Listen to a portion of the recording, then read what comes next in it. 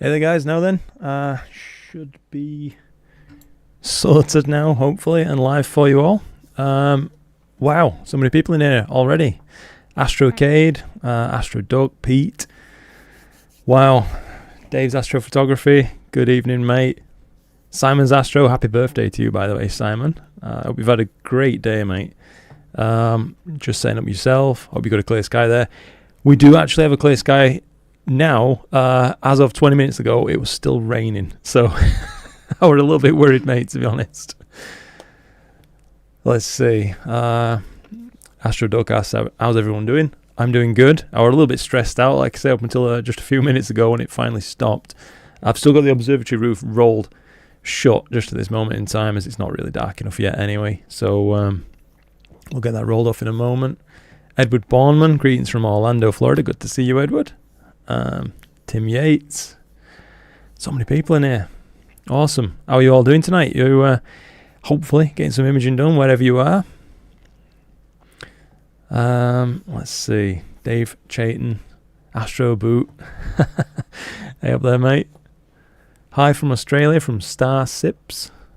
Hello to you too, mate. Hope you're having a lovely day. David Willis from Australia again. Awesome. A lot of down under viewers. As you can probably see on the screen, the target that I'm going to go for tonight, the Cygnus Wall, and I'm going to be shooting it with the brand new camera as well. So it's going to be a good test for that, I think. Roberto Tolosa, hello from Brazil. Hello to you. Hello to you, mate. Good evening, Vietnam. David, good to see you, mate. Still no clear sky for AstroDoug. Damn, mate, that's no good. Nuno Caraguera. I hope I've got your name correct there, Nuno. Hello from Portugal. Hello to you too, sir. Thank you for joining in. Etienne. Wow. Yeah, AstroDoug, yeah, shooting the Cygnus Wall. Linux Astro, hazardous weather alert here. That's no good, mate. Crikey. Batten down the hatches. Oh, Simon's shooting the NGC 7789 Star Cluster tonight. Hey, nice. James says clear skies in Staffordshire. Nice one. Chloe's asking me if I could continue her target, please. Unfortunately, Chloe, I've got other plans for your rig tonight. I'm going to shoot this exact same target with me. So I can do eventually a side-by-side comparison of one-shot colour and mono on these two brand new cameras. So sorry about that, Chloe. We'll have to pick up your your last target afterwards. Let's see now. No imaging here, pouring rain, nothing but clouds, says Tim. Jay Polanco, just curious, what you think is too hot to keep your gear in? I have a Telegizmo and it's about 100 Fahrenheit outside. Wow. Well, last year we had a heat wave and it got to around about 44, 45 degrees in the observatory. That was with just brimming 40 degrees outside. My gear suffered no ill effects, I would say, mate, but I wouldn't really want to be running it in anything like that sort of temperature. That's for damn certain. Joel Swaitman, cloudy in North Carolina. Damn. James says, greetings, Luke. Bit of a breeze here in the south of England. It's been same here, James, actually. Quite a lot of wind. Bit of a challenge for your modded AZGTI. Nice one. Edward's waiting for some rain to move on. They may get a chance. Nice. Ed Hall, good to see you. Good to see you, mate. Astrocade asks, what new camera are you using? One of the new Player Ones. Exactly, mate. That's exactly what I'm using. So on the Rasa, which is the one I'm going to be showing you on this screen, I've got the Player One Uranus-C Pro mounted tonight, and it's mounted in this exact kind of field of view configuration, if you will, this rotation. And that should be how it kind of looks. I think we'll run a live stack at the same time and keep an eye, really, on exactly what's going on. Raining for Pete. Oh, no. Alexander Irk, good to see you. Lee says hello from Connecticut, where we've been plagued by rain and clouds for the past week and week to come. Oh, man. That's a bit rough. I really hope it clears for you soon, bud. Berg Astrophotography. Hey Luke. Hey there. Good to see you too, mate. Lots of people just like last stream. Absolutely, Duck. Yeah, it's awesome to see. You'll be on the couch tonight for stealing a rig, Dave says. I think you might be right, mate. Yeah, I could well be. We'll just get kind of caught up on chat a little bit, and in a moment I'll roll the roof off. We can't actually really start imaging until a little bit closer to the stroke of midnight, as it happens at this time of year. So we'll just have to mess around a little bit till then, I reckon, guys. Shooting the Cygnus wall, absolutely. We are, Berg. David O'Flanagan says, could I ask a question, please? Luke, when you review cameras, you work out the offset. Could you tell me what you look for on the sharp cap histogram, just to help me with my Aries C? Thank you. Yeah, so as you saw in that video, David, I think that's the one you're probably referencing. With the camera capped off, so it should be a perfectly dark environment, just running bias exposures, so there's no other real main source of noise, like no thermal noise creeping in over time, not that those cameras have much. All I'm looking to do with the offset for any particular gain setting is to nudge the histogram spike away from the left-hand edge so that any pixels that we're capturing can't clip to black. That's what we want to avoid. So that's all I'm looking to do, mate, really, just by increasing that offset until I notice that spike has left the left-hand edge, or with the very shortest exposures I'll ever use. So everything above that should be well separated. I hope that explains that for you, David. Alexander Irk says, will we see the Uranus-C Pro today? We will indeed, mate. Yeah, we're about to get it all hooked up and going. Mark Lewis, morning from Australia. Morning to you too. Definitely not morning here for me, bud, but I wish it was.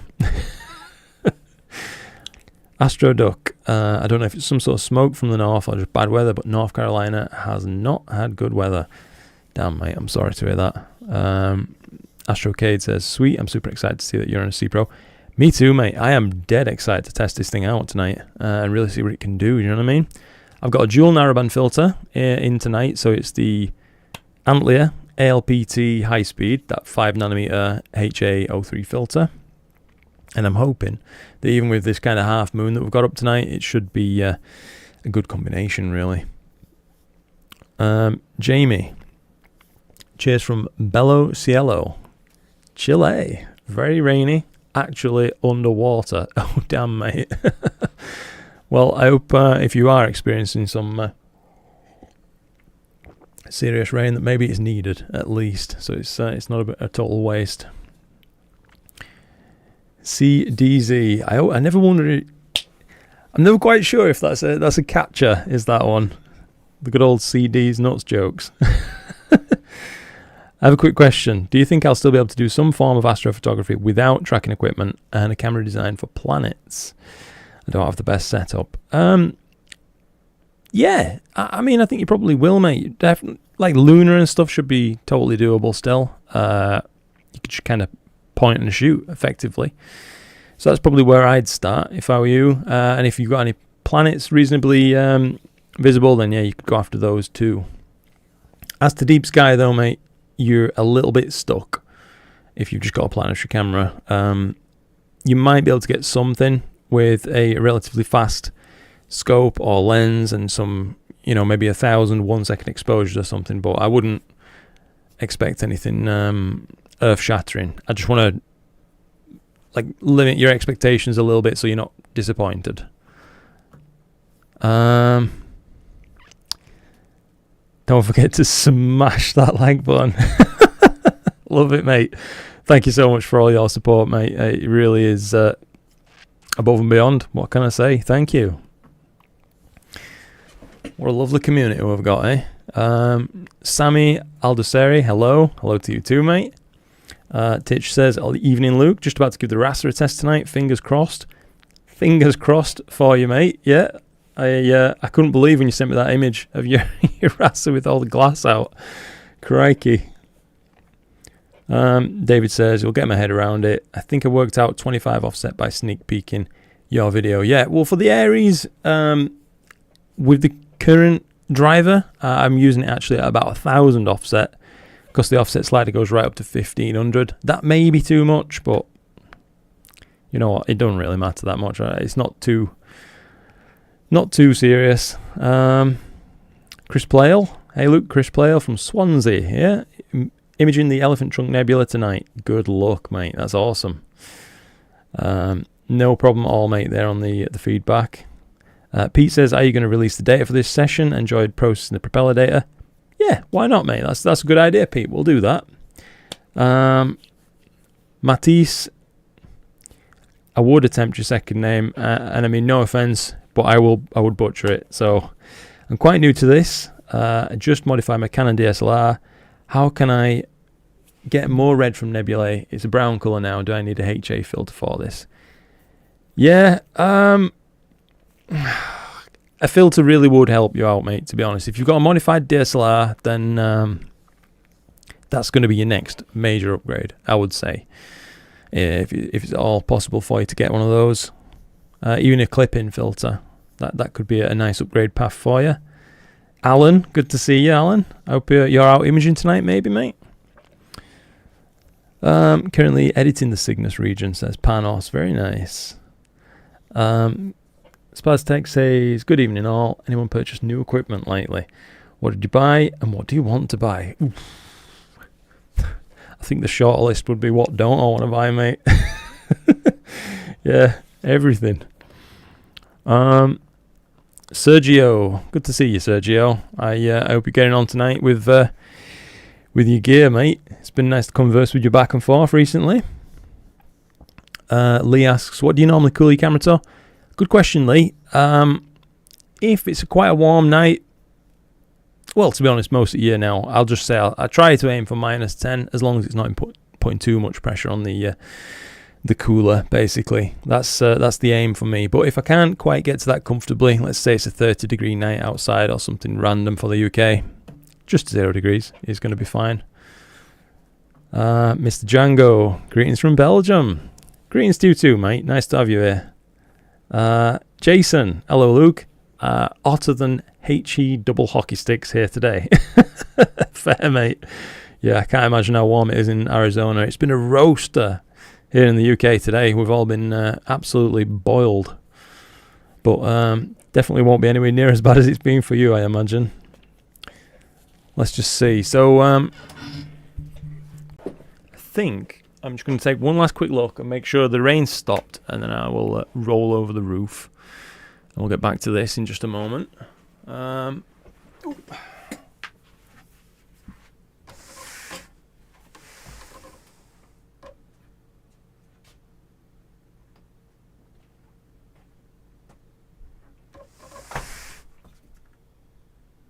Looks good.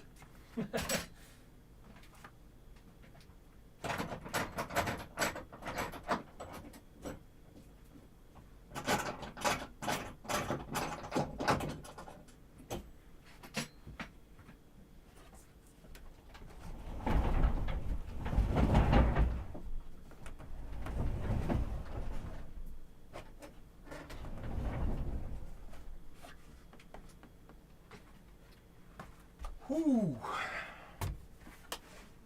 Wrong light. There we go.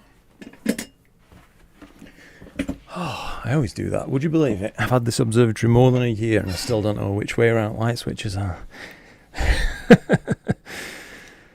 Right, let's try and catch up a little bit. Panos says, I recently saw your video on how to edit in the Hubble palette and did it the other day on the Cygnus region. Amazing outcome. Awesome, mate. Really glad to hear that.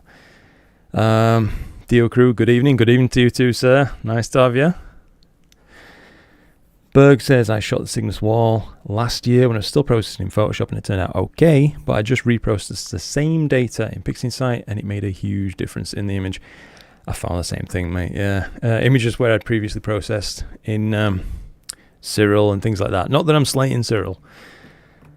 Just can't come close, in my experience, to the stuff you can do with PixInsight. You got so much more control over the whole image. Ian Smith, hello from Swindon. Hello to you too, mate. Imaging NGC 6210 at the moment. Good luck with your new camera. What's that one then, Ian? NGC 6210. Ooh, that's a dinky little planetary nebula, ain't it? Very nice choice. You must have a very long focal length there to be tackling that one, mate. Jeremiah, hey Luke, hello to you too. I'm shooting the same tonight, but at 250mm. Very nice. Very nice. Sergio says, thanks for your help with the batting of mass. My pleasure, mate. My pleasure. And thank you for your help, too, in getting that other one prototyped for the 65 quad. That were really nice of you. Corinne, good to see you, Corinne. Hope you're having a nice evening tonight. How is the weather your end?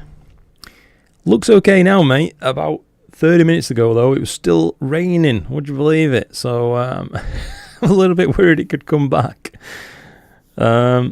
Marco Snyder, hello there. Hello to you too, Marco. Nice to see you again in another live stream, buddy. Let's see. Sounds like Fort Knox there.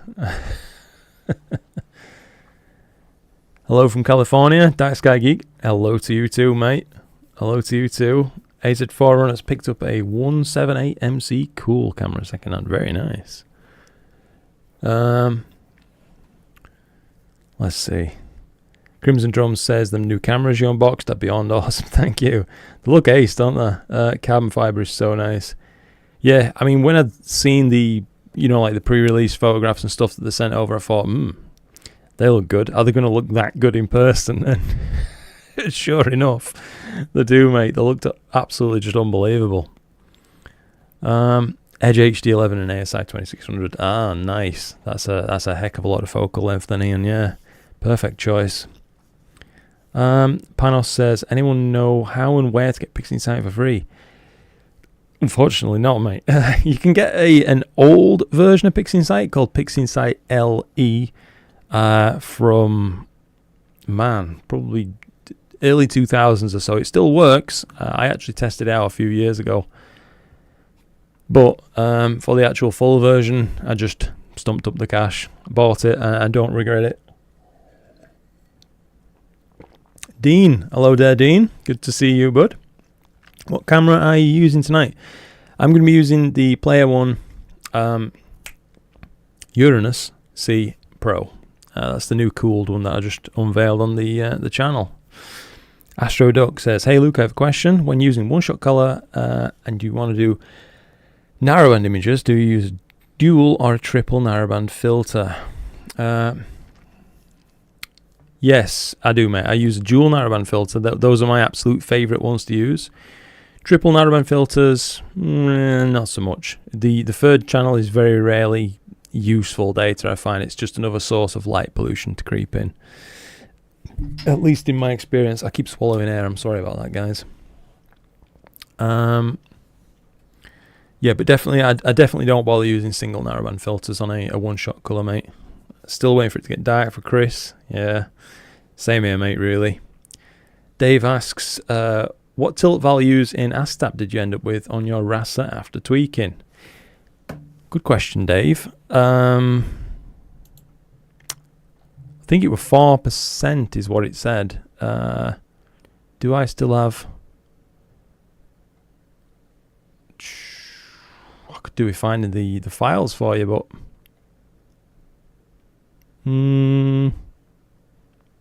RASA 11 reveal, no, it's not in there. No, mate, I think anyway with 4% as far as I can remember. That's what I ended up finishing up with. Any more, and I just thought one tiny little slip of this Allen key, and I'm going to end up having to chase my tail all over again. So I just settled for it at that. It seemed to be within like a measurement error. Anyway, I reckon, mate. Simon, think your clouds have come here, Luke. Might have to shut the roof. Oh no. Sorry, Simon. I can't believe I've ruined your birthday like that, mate. That's inconsiderate of me. Inconsiderate of me, should I say. Corinne's doing pretty good. Friday and Saturday nights were clear. Wow. Imaged M3, NGC 6960, and NGC 700. Is that? Wow. Crimson Drums. Looks like I missed the message there from Panos, unfortunately. The Player One Halo Killer filter you reviewed at 2-inch. Have you any idea if they will release a 1.25? I actually asked them because a few people mentioned that in comments. There were no plans in the immediate right there, Crimson Drums, but I think they said if there were enough community like call for it, probably relating to the Facebook page and stuff like that, then they would look into it. Yeah. Mike Cole, good to see you, Mike. I'm attempting to get a 4th night on the Elephant Trunk Nebula, and there's some high-level cloud and a bit windy, but hoping it's going to be improving as the night goes on. Good luck. Good luck there, mate. Yeah, I hope so. I think we can probably start to get the telescope unpacked and stuff, so I'll fire up Nina and whatnot.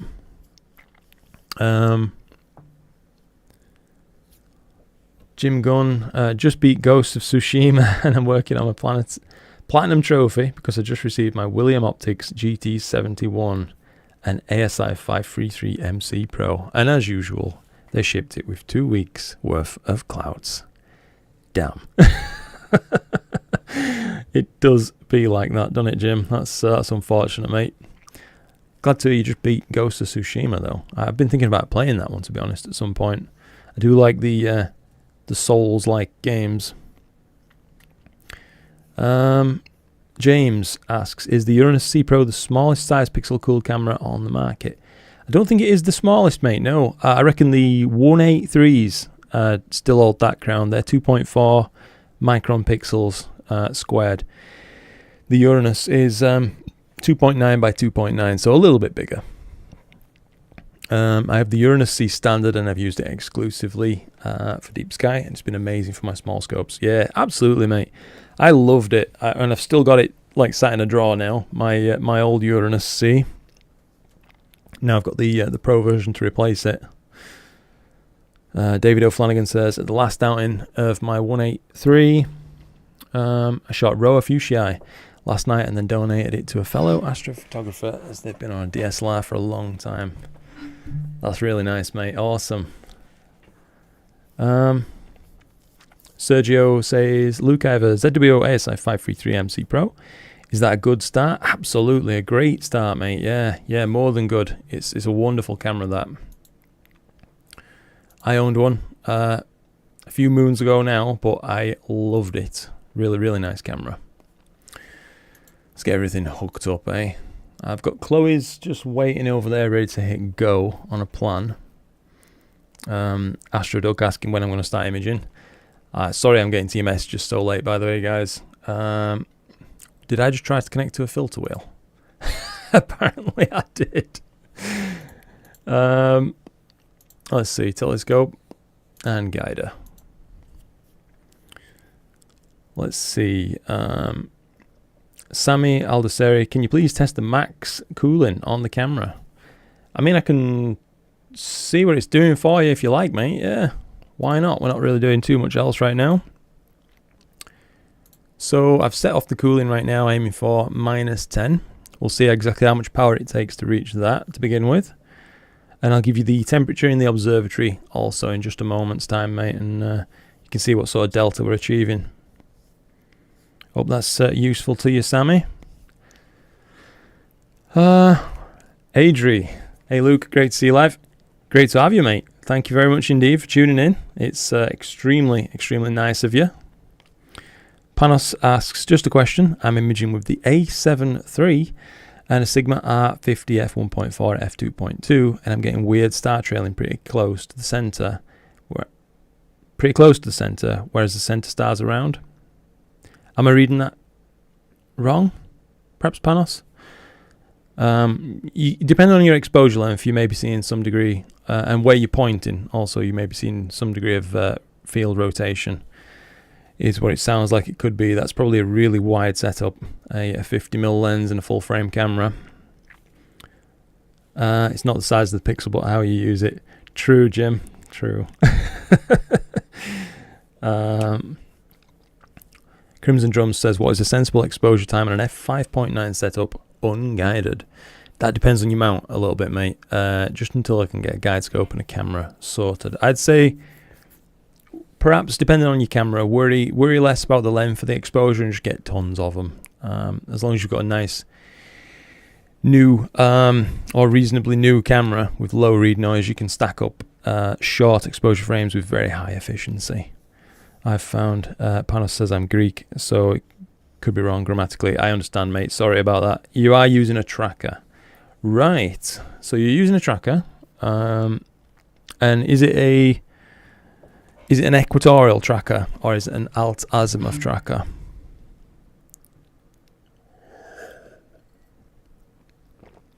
Is there something wrong with your mount? Maybe the lens is sitting crooked. Potentially. I'd expect with a nice Sigma lens like that, though, that it would probably interface with the camera really well. It's a Star Adventurer. Okay, then, so it's an equatorial style star tracker. I mean, without actually seeing your images, it's hard to pin down, I would say, Panos, unfortunately. I would perhaps suggest that you do a little test where maybe if you stop your lens down even further to something like f4 and see if that really tidies things up, then you'd know perhaps if it is a lens aberration that you're seeing. You know, test that versus, say, wide open, for example. David O'Flanagan says, can dithering help with undersampling and oversampling, as you've had a friend ask, and you had the Loading Hourglass logo on your head? Well, dithering can definitely help anybody's imaging, really, mate. It helps reduce and average out your fixed pattern noise that you're going to encounter on your camera, but it also gives you, if you've dithered enough and frequently enough, the option to drizzle your data. So if you are undersampled, that is, you've got too few stars on, too few pixels on target, should I say, for it to be, you know, getting every last ounce of resolution from your skies, then you can help claw some of that back by drizzling. But if you're oversampled, then you probably want to go the other way and resample the image down to claw back some signal to noise ratio. I hope that makes a bit of sense. Iceman Astro, mate, great to see you. Great to see you. I hope you're doing well. Jason's been telling me it's been a warm one for you, hasn't it, today, Isaac? Mashed Potato Mountain, good to see you. Great to catch you live. Missed the other live streams. No worries at all, mate. No worries. It's good to have you now, that's for sure. I know you're a very avid user of the Uranus-C, so maybe this one will be interesting for you. Sammy says I was having dew on your camera with max cooling. Well, these ones do fortunately have a built-in dew heater. I've just got it running at 50% right now. And back onto what you were asking, by the way, Sammy, we've reached -10 with 45% cooler power. It looks to have settled off now, and I'm just going to go check the temperature in the observatory for you, Sammy, so I'll be back in a second.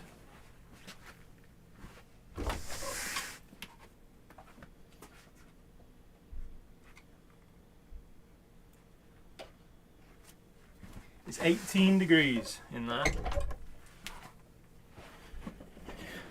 Yeah, it's 18 degrees in that side. Whew.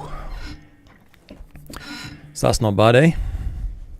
28 degree delta for 45% cooler power. That last 10 degrees or so to get to like a 38 degree delta is going to consume a lot more power than the preceding 10 degrees of cooling did, though. Thermoelectric coolers tend to bleed from their hot side to their cold side and start to get less and less efficient as you push them closer and closer to the maximum capabilities. So I'd never recommend running one maxed out for any period of time, really. Panos says I could send it to you, but I'm guessing you're pretty busy. So yeah, I mean, if you want to drop it into an email or something, Panos, I could take a look. I can't guarantee how fast I can get back to you, though, unfortunately, but I will eventually get back to you. I hope you understand, buddy. There's some faint noctilucent clouds showing here in the UK. That's nice. I've been looking for them every morning, to be honest. Not seeing any so far. Let's get caught up a little bit. Can you get the same look using Hubble palette by separating the channels on a one-shot color? Jay Polanco asks, you can indeed, mate. I will probably be doing that with this image, and I've got tutorials on my channel that go into just exactly that for you. So if you have a little search around on there, mate, you'll probably find exactly what you're looking for, as long as you're using PixInsight. That would be the prerequisite, really, for my tutorials to work, most of them. Antonio, good to see you, Antonio. Looking forward to seeing the Uranus-C Pro. I use the Uranus-C Standard, thanks to you. Hey, my pleasure, mate, and you'll love it. That's awesome. Right, then let's just have a little look at the framing assistant. So I don't really want to max out the cooler, by the way, Sammy. So I hope that that's at least useful to you for now. So we achieved 28 degree delta with 45% cooler power. Let's take a look then. So the framing wizard. NGC 7000. Get that loaded up. Sorry if it seems like I'm just wasting time, by the way, guys. It's just literally, there's not really any point starting imaging right now. It's still too bright outside. 90 degrees, and I think, I don't know, what do you guys reckon? About there is going to give me some room to crop once I've finished with all the, you know, the dithering and stuff that I'm going to do throughout a night. Somewhere around about there. We'll just we'll reload the image with that as the new center and make sure we're happy. 32 degrees in Lincoln today. Wow. David, that's roasting, mate. D-Fresh, checking in to say hi. Hello to you too, mate. Nice to see you on another live stream. It's time for me to mow the yard. Damn. Well, I hope you have a nice time mowing, bud. G'day to you too, Wombat. Nice to see you again, mate. Lee asks, what are the benefits of using the Uranus-C over the Aries-C or vice versa? Find a sampling ratio on the Uranus-C, mate. That would be the main thing. And also, if you really like, let's say, that 16:9 aspect ratio for, you know, certain shots, it could be worth getting that one over the 533, but it really is swings and roundabouts. I wouldn't really want to say that one camera is better than the other because they're so different. You know what I mean? It's an apples to oranges comparison. Hope that helps, Lee. I don't think there's any wrong answer to that one, though, mate. Panos, I totally understand. It's amazing being able to ask you questions here, but I get that you can't be answering every email from subscribers. Well, so far, I have answered every email, and I think just about every single comment too. But yeah, it does take some time, but I'm happy to spend it, if that makes sense. As you've taken the time to contact me, so it would seem unfair to do anything otherwise. Jay Polanco, you've seen my videos. Oh, that's awesome then, mate. Glad to hear that. KPMV, hi from Sweden. Hello to you too. Hello to you too. Thanks for tuning in. Brody, good to see you, Brody. Nice to have you on another stream, bud. Wombat says, I learned a lesson on my stream the other night. Don't run a DSS stack on the PC you're using to run your equipment. Eek.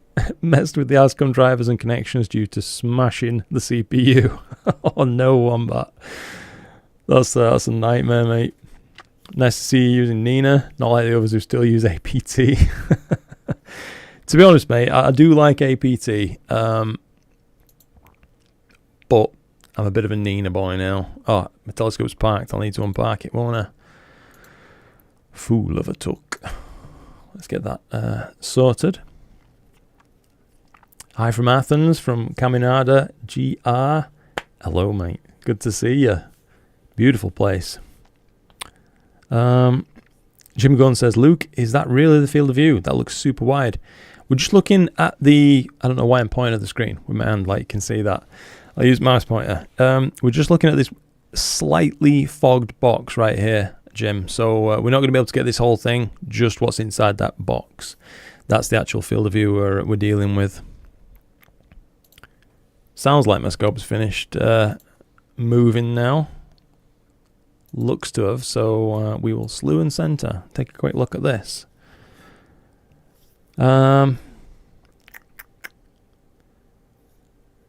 Evening. Nigel, good to see you, Nigel. Really is good to see you, mate. I hope you're doing well. It's a pleasure to have you here.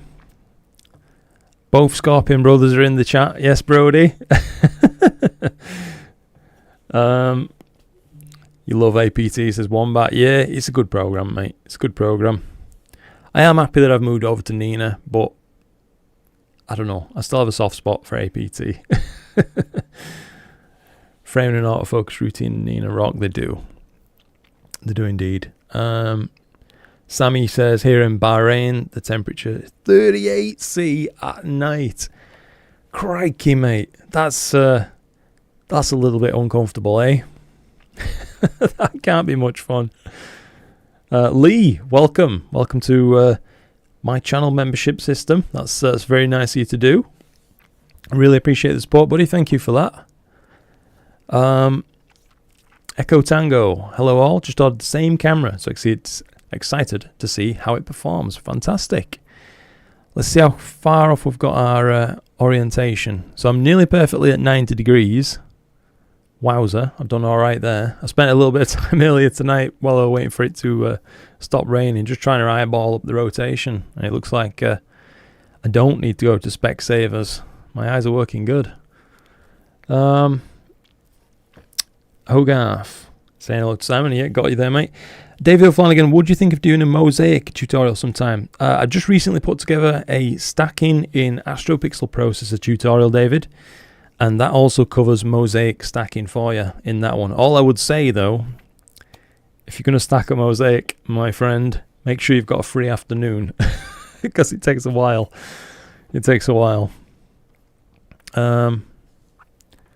Jim Gunn says, I get that. Oh, the frame looks wider than 16:9. I've got you, mate. It could be... I think it is just 16:9 aspect. But maybe it just looks different because we're seeing it on end right now. Unsure. Brody says, over here in the US, we're having severe thunderstorms and tornadoes. Oh no. I hope people aren't being thrashed too hard by that kind of thing. Mike Rook, good to see you, Mike. Finland is light. Probably start imaging in late August. Oh, mate. Well, thank you very much for jumping in, Mike. It's nice to be able to spend my evening with you guys. Ed Holt, Astro, welcome to Galactic Supporter. Very kind of you, mate. Very, very kind of you indeed. I hope you, I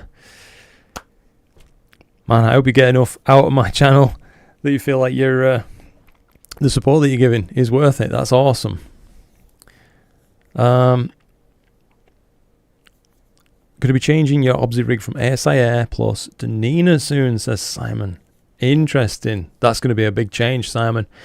Yeah, I know that it was for me, mate. I really love the ASI Air system. Don't get me wrong, but I think the extra freedom that Nina affords you is worth it.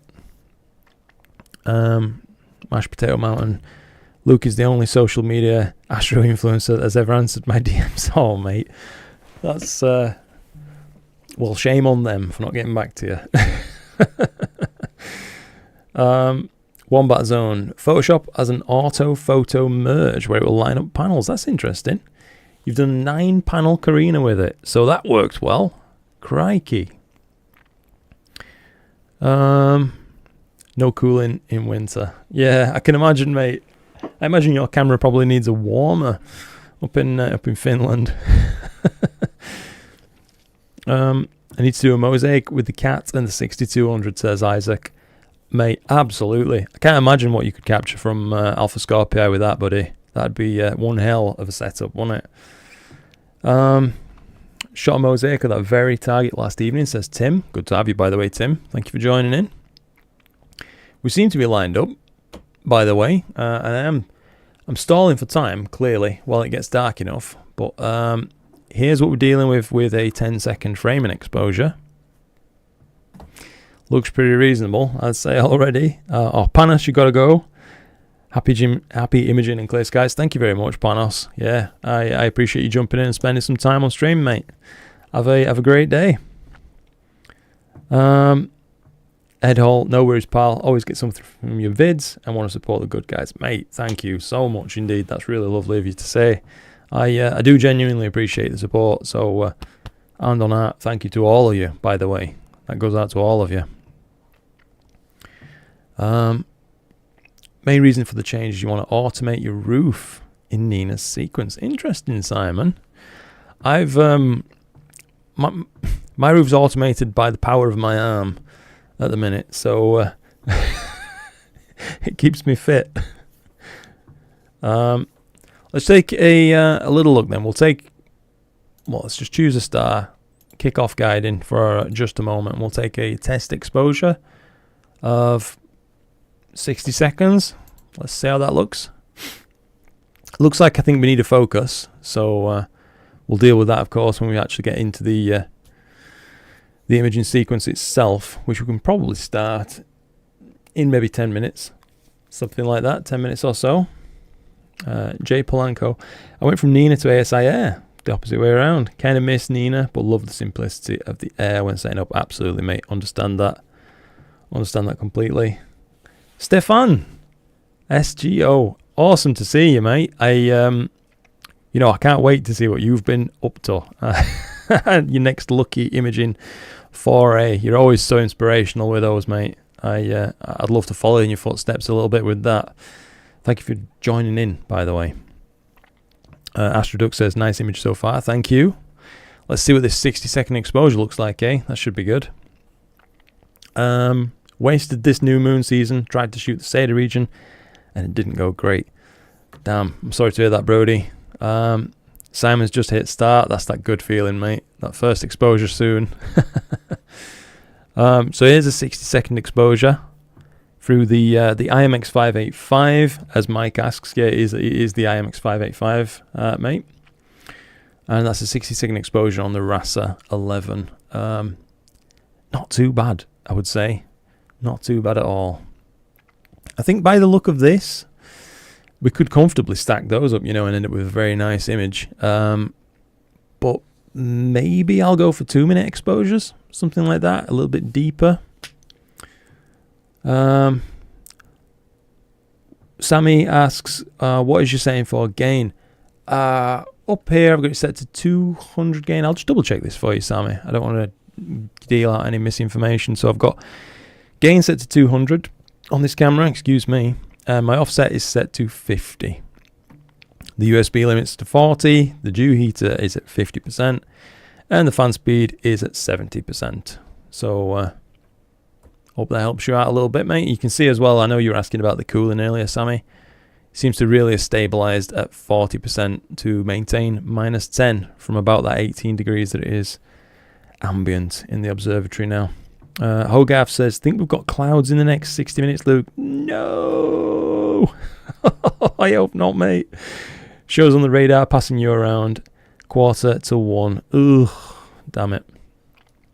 Jim Gunn says, since there are no bright stars, could you take a 5 and a 10-minute exposure? Shows the power of the Rasa. I guess while we're waiting, I'll try a 5-minute exposure and just see what we get, eh? 300 seconds. I'll fire that off. It's not properly focused, so this is just going to be a throwaway exposure, but why not? Why not? Mike Rook, they're very nice. They are, mate. Mashed Potato Mountain, I'm running 0.91 arc seconds per pixel. Is that undersampled or oversampled? That part confuses me. 0.91 arc seconds per pixel is pretty perfect, I would say, mate. The conventional wisdom tends to lean towards saying around about 1 arc second per pixel is pretty optimal for most locations, and I would say that's probably true for most imaging conditions. That's about right. So I think thumbs up. Keep doing what you're doing, especially your images, by the way, that you're producing already, mate. Should be testament to that. You're really getting some nice results. Massive, good to see you, Massive. Great Wall of Cygnus, one of your favourite regions. Mine too, mate. Mine too. I revisit this thing every year, multiple times a year. Can't help myself. Possibly only about 30 minutes in duration. Hogarth adds about the cloud situation. Hopefully then, mate. Yeah, hopefully it should just bugger off soon. Sergio says, Luke, what imaging telescope are you using? I'm using the Celestron Rasa 11. It's a f2.2 astrograph. Alan says, have you tried Dark Nebula on the Rasa? You've started doing Bernard 150 with the 8-inch Richard Gretien. I actually did try that, Bernard 150, yeah, with my Rasa 8 and the Uranus-C uncooled last year. And it was working. It was working, mate, with just a few hours of exposure. I think due to my location's light pollution, I'd probably need to go, 10 hours plus, like you might expect for a Dark Nebula. So it's not a magic trick, you know what I mean, getting the Rasa, but it certainly helps having all that speed. Antonio Pena says, so your gain is 200 and offset is 50. I just want to ask why you use gain 200. This camera is best on gain 185, makes a difference for you. Just where I've set it, Antonio. No special reasoning behind it, mate. Just to make sure that I'm well into that HCG gain mode, basically. That's all there is to it. I think if you want to use it at 185, You'll be absolutely fine. Absolutely fine for that, mate. Brody asks, what are your guiding settings? The RA graph goes off the screen and the total is like 30 arc seconds. What mount are you using, Brody? It could be large periodic error, perhaps on your mount that you're struggling to be able to guide out. Let's just see. Crimson Drums. What does the offset actually do in layman's terms, because I'm learning slowly? It adds a pedestal value. So every single pixel in the image, let's say if you had 0 offset, some of the pixels would be able to error and read zeros, like no value whatsoever. So when you add an offset, it adds a certain amount of value to every single pixel in the image, preventing them from clipping to black, effectively. That's what it does, mate.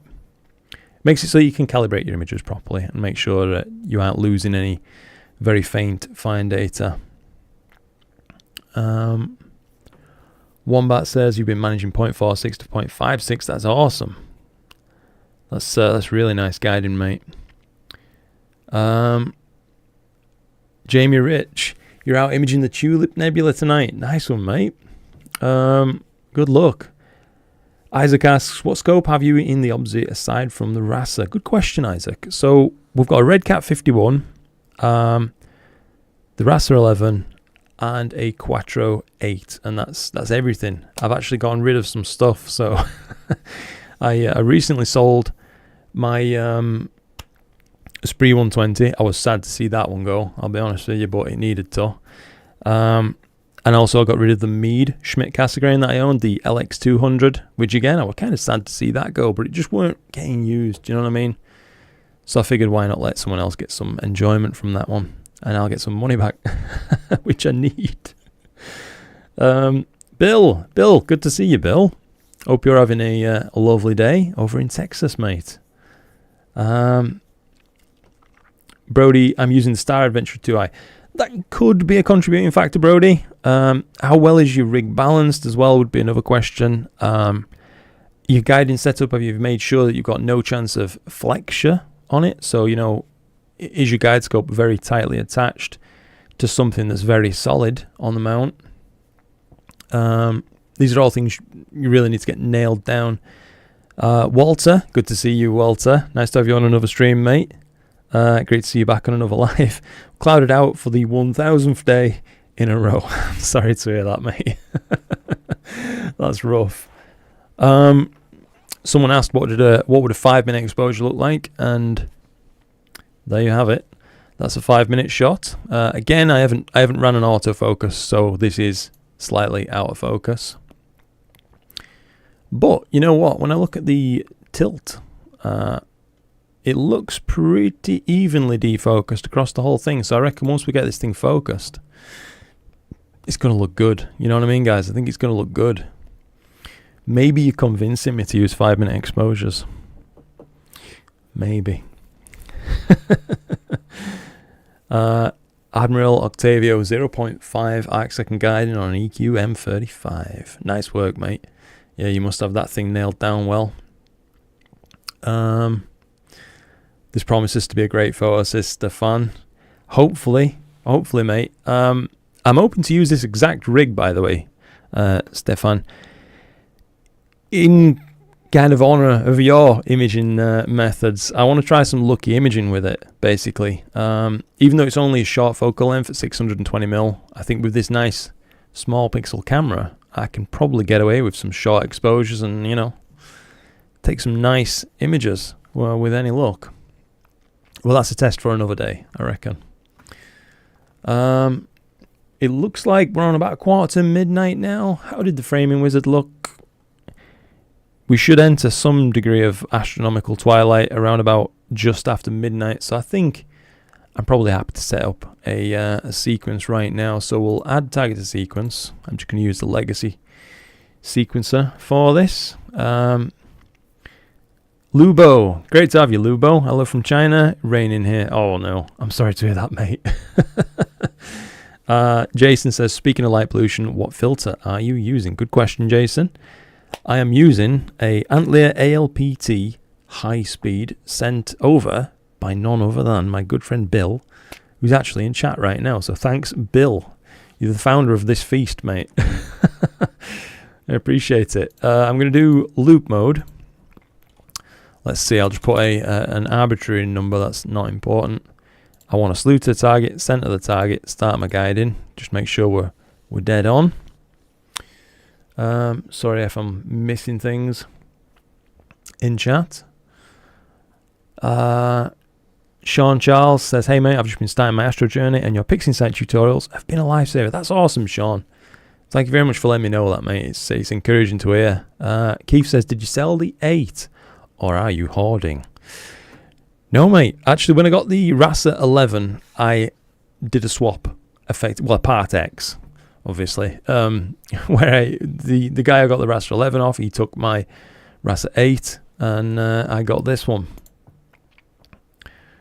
We want to do an autofocus every, I think, 45 minutes or so, eh? That's not too bad. And let's stick with 2-minute exposures, dithered every 8 minutes, every 4 frames. That's probably going to be pretty good. I'll save this so we can revisit it on another night, potentially. And I reckon, let's just hit go and let it do its thing, eh?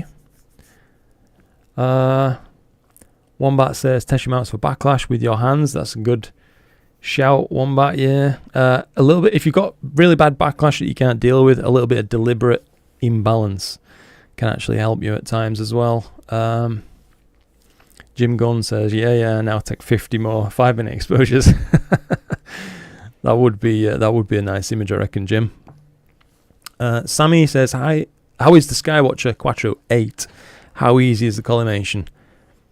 That's a tough question. I wouldn't call it easy. It all depends on your level that you're at. How familiar are you with Newtonian collimation, and what tools do you have as well? Because it's going to be a nightmare. You know what I mean? If you have a poor collimation tools, you'll never truly get it collimated well. That's the unfortunate truth behind it. Sergio says, is a longer exposure better for imaging? It's not all a silly question. In fact, it's a question that gets asked a lot. In terms of getting better signal to noise ratio, yes, a longer exposure is generally better. You open yourself up to more environmental factors though, such as wind nudging your scope, perhaps you yourself nudging your scope if you're at an astro party or something like that. Guiding errors, planes passing through your field of view, all sorts of stuff. So you really need to put like a cap on how long you want to expose, and don't just go for a 5-hour exposure or something like that. Do you know what I mean? Because the likelihood of something going wrong and ruining it is pretty high. But generally speaking, these days with modern CMOS cameras, if you can take 2-minute exposures, something like that, you're going to be golden. You'll get a very high stacking efficiency with those. But the opposite side of that coin, Sergio, is that shorter exposures, really short exposures that is, sub 5 seconds, if you can use them for certain targets, tend to be extremely sharp. So if you can stack more of them, you take better images than nearly anybody. It's good. Stefan says, what do you think is the point of having a carbon body on a camera? Do you see it? I don't know, because it looks cool, I imagine. I reckon just because it looks cool. That could be about it. Maybe it's, I'm going to say maybe it's a weight saver, but I don't know. I think it's probably just about as heavy, or nearly as heavy, as a thin aluminium body would be, because it's quite thick carbon, you know what I mean? Linux, I have to go. Glad to see the test image. See you later. Thanks very much for joining in, Linux, and I probably missed you, so damn. Sorry for getting to you so late, mate. Jim Gunn's double checked. It is 16:9 ratio. That's good to know. We'll take a look at the imaging tab while it performs this autofocus, Bill says he's shooting the same target tonight. Edge 11 with Hyperstar and NBZ. Got a few hours last night too. That's brilliant, mate. Are you getting any astronomical darkness, Bill, at your location? I imagine you are, but I'm just not actually totally sure. Brody says, I've tried running the guiding assistant and applying all the settings it told me, and nothing worked. Could it be the guide scope isn't aligned enough? Guide scope alignment, not too important. Or your polar alignment. Well, if you think your polar alignment's good, then I would potentially double check for imbalance, double check for major backlash detectable in your axes as well, mate. Other than that, it could be, if your rig's fairly heavily loaded, even small wind gusts can start to cause an oscillation that you'll never be able to guide out, unfortunately, as well. A lot of things to check, I realise, and I'm sorry I can't be more concise with it. It's just there's so many, you know, variables and factors that go into getting good guiding, unfortunately. Echo Tango, are you not happy with the IDAS high speed? IDAS high speed. Which one's that, sorry? I recently tested the... Oh, sorry, you mean the IDAS NBZ high speed? No, I'm not happy with it. On the Rasa 11, it acts strangely, mate, to be honest. It worked perfectly on my Rasa 8, so I can't really offer too much of an explanation on that one. Sorry about that, Echo. Jay is currently in Lanzarote using a Samyang 135 and doing a huge mosaic on the Milky Way. Nice one, mate. Your Rasa 11 is taking a well-earned rest at home. Nice one. So while you're having a holiday, I guess, your Rasa's having a holiday. That's pretty cool. Chris Plale looking awesome. That's awesome, mate. Crikey, Walter. I've just seen that coming, mate. Thank you so much. You're too kind, buddy. What can I say? I don't know what to say when people throw that kind of kindness my way. Just thank you, mate. Thank you very much indeed. I hope you know how much it really is appreciated. It's extremely kind of you. If your mount recovers from a diver rather quickly, why not diver every frame? Good question, Massive. And if you can do that, do that. More divers is better. Yeah, almost always. As long as it's not eating too much into your imaging time. Jim Gunn, I would abuse that Rasa 10-minute exposures and just suck the photons out of the sky, leaving none for anyone else. Good on you, mate. Sounds like you need to get a Rasa, to be honest, Jim. I think you'd love it. Noel, good to see you, Noel. Hi, Luke, from a windy Liverpool. I hope it's at least a clear windy Liverpool. That would be nice. I hope I don't get your name wrong, but Pavel Skudelski. Probably butchered that. I am sorry if I did. What are your thoughts about the Antlia ALPT filter? I've got one, the non-high speed, and I love it. I have got no personal experience with the non-high speed version, so I can't really say, mate. Anything I said would just be plucked out of thin air, you know what I mean? So it's got no weight to it. The high speed version though works alright on my Rasa. There is some halos, but you know, it's pretty good. Dave, that's true, yeah. Carbon frame reduces weight, it can reduce weight and increases stiffness for sure. It feels extremely strong, does the body of the camera. You know, it's one thing obviously that doesn't come across on video, but it feels like you could bloody stand on the camera and it'd be fine, you know what I mean? It's weird. Sammy says, what collimation tools do you recommend for the Quattro? Ooh, I mean, you could probably collimate it with a very high quality collimation cap. As long as it was, you know, perfectly centered, you'd be good. Probably wouldn't recommend it for the first time. If you've got access to them, the Ocal electronic collimator I found was really good for setting things up, Sammy. That'd probably be my starting point, actually, if I was rebuying collimation tools. I hope that helps. But if not, then a quality laser, and I mean a high quality laser, you know, not something that's $20, $30 or whatever. And a true Cheshire eyepiece. That's what I used to collimate mine, and it works super well. You know, I can nail it every time.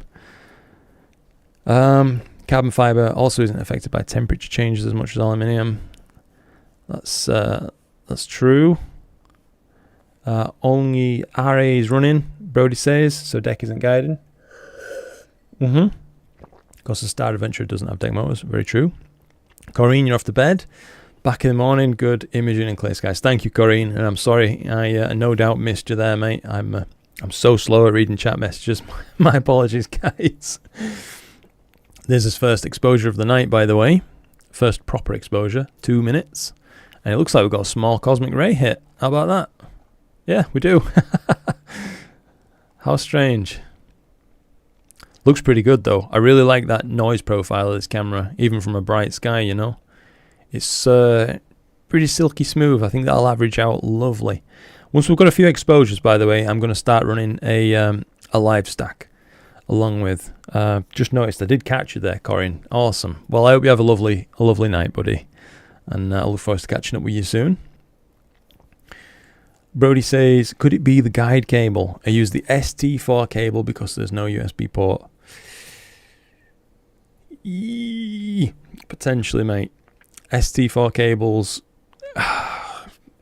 ST4 guiding can work, but I always found it to be a fickle mistress. Yeah, it's an hard one, mate, to pin down. It really is. Sammy says, do you use Hocus Focus in Nina? Yes, we have Hocus Focus installed, I do believe, underneath plugins. Yeah, Hocus Focus and 3-point polar alignment. That's my loadout, if you like. Works well enough for me. Gideon Sanders. Hello, Mr. Newbold. Hello to you too, Mr. Sanders.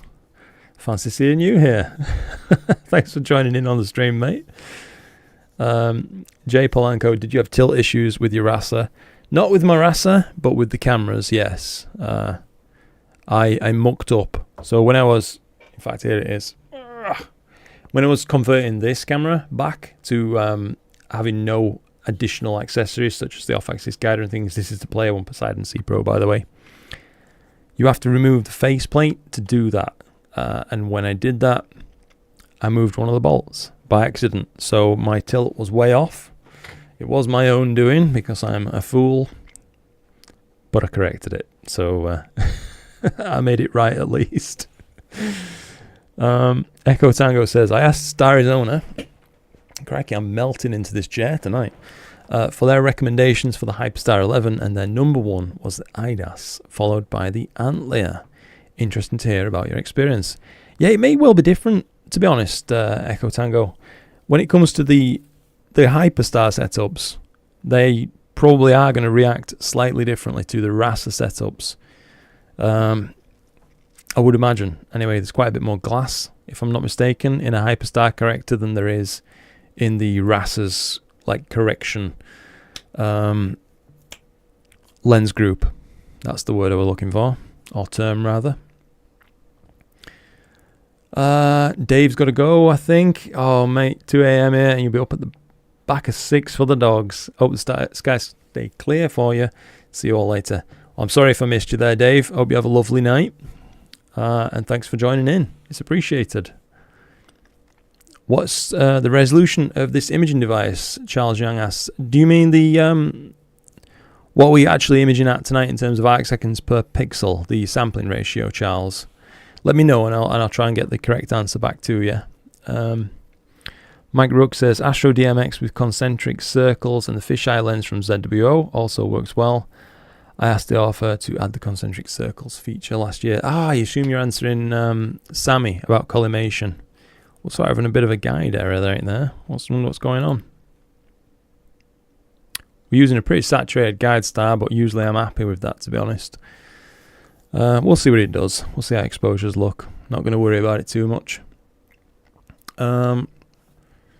Is it better, Study With Me asks, is it a better idea to save for an IMX571 or buy a good battery, an IMX585 and a coma corrector? They'd end up being two very different setups, I reckon. My choice, personally speaking, would probably be to get the IMX585 and the coma corrector. But that's just me. I like tighter fields of view. Now, if you're the opposite and you prefer wider fields of view, then that would be bad advice. So take whatever I'm saying there with a pinch, or rather an unhealthy helping of salt. Lubo says, I used SD4 for quite some time. It's not a problem to use it, despite some people would rather burn it. Yeah, I think it's because when they're working, it works great, but it can be a source of issues. The SD4 connector's not so great. Jay says, oh, and sorry, I forgot to mention, I'm testing my new favorite toy, the 6200 MC. Nice. With NBZ high-speed filter. Thought I mentioned, I'm in paltry skies. Well, that's made my night infinitely better, mate. Thanks for rubbing it in. No, I'm kidding, Jay. I'm happy for you, mate. That's awesome. Astro, what would be the difference of a lower-priced laser collimator versus an expensive one? Like, why a cheap one wouldn't work as well? They tend to not fit in the focuser draw tube barrel as well, so you get an alignment error immediately from just how well it interfaces with the focuser tube itself. And the lasers are very haphazardly put in there. I've owned a couple. I've owned two, if I'm being honest. I've owned two cheap lasers, and both were completely just unusable. You know, when you spin the laser, which is a good test in the focuser draw tube, they actually used to draw a circle on the primary mirror where it should stay perfectly in place. Crap, really, they just ought to be banned from sale because they're not fit for purpose. You can align them yourself, but also again, the way that the alignment screws touch upon the laser body is a really crappy interface. So one good knock on your laser, you know, you put it in your drawer a little bit heavy-handedly, and you'll need to align it again. It's a bit crap. So the difference you'd see with a better laser is that it's machined to a tighter tolerance, and it will fit your draw tube much better to begin with. Tends to be perfectly aligned from factory, although you can never really truly guarantee it. But they often come with guarantees as well for lifetime realignments. Like my wow, what's the word? My laser anyway does. I'll have to find its brand for you later on. Massive says, yeah, cheaper lasers may require collimation themselves. Crikey, I'm so far behind on chat, guys. I'm sorry about that. Richard Nellia, good evening, Luke. Late to the party, just got back from a Muse gig. Nice one. My better half's dad just went to see Muse, actually, a few days back. How is the regular Antlia ALPT? Apparently it's a very good filter. Blue Lemon, yeah, apparently it's a very good filter, but I have no personal experience with it, so I couldn't really say. Does Player One feature a 2600 light camera already? Gideon says. They do, yeah, it's this one. So it's the Player One Poseidon C Pro. I'll just pop that on for you a second, Gideon. So yeah, it's this camera, mate. It's this kind of format. It's not one of the carbon fiber body ones. Great camera, really nice camera, and I love the tilt adapter on them. Let's just put this back on. Let's see. Have I missed something? Astro World TV. Hello there, mate. Nice to have you on. It's good to see you. Mike Rook, got to go. Have fun all. Sorry about that. I've missed so many messages right now. I don't know how people manage to keep up with this kind of thing. Don Adams says, what do you think about the halo filters they're offering as well? Oh, Player One's anti-halo filters. So I've tried out one of them, the Anti-Halo Pro. I think it's expensive, but at least in my limited sample size, you get what you pay for. It seems to be an extremely good filter. Super tight. It's on, it's on band pass. There doesn't seem to be any bleed happening off pass.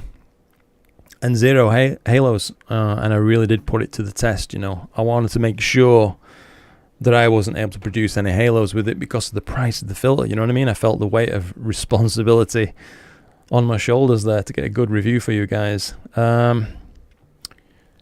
Gideon says, any plans to buy a harmonic drive mount, Luke? Or didn't you buy tickets to join that train? I haven't, mate, no. I've got an old EQ8, actually. That's what I'm using, and it's lovely. I love it. It's a great bit of kit. Just trying to make sure I haven't really missed out on too much now as I finally try and catch up.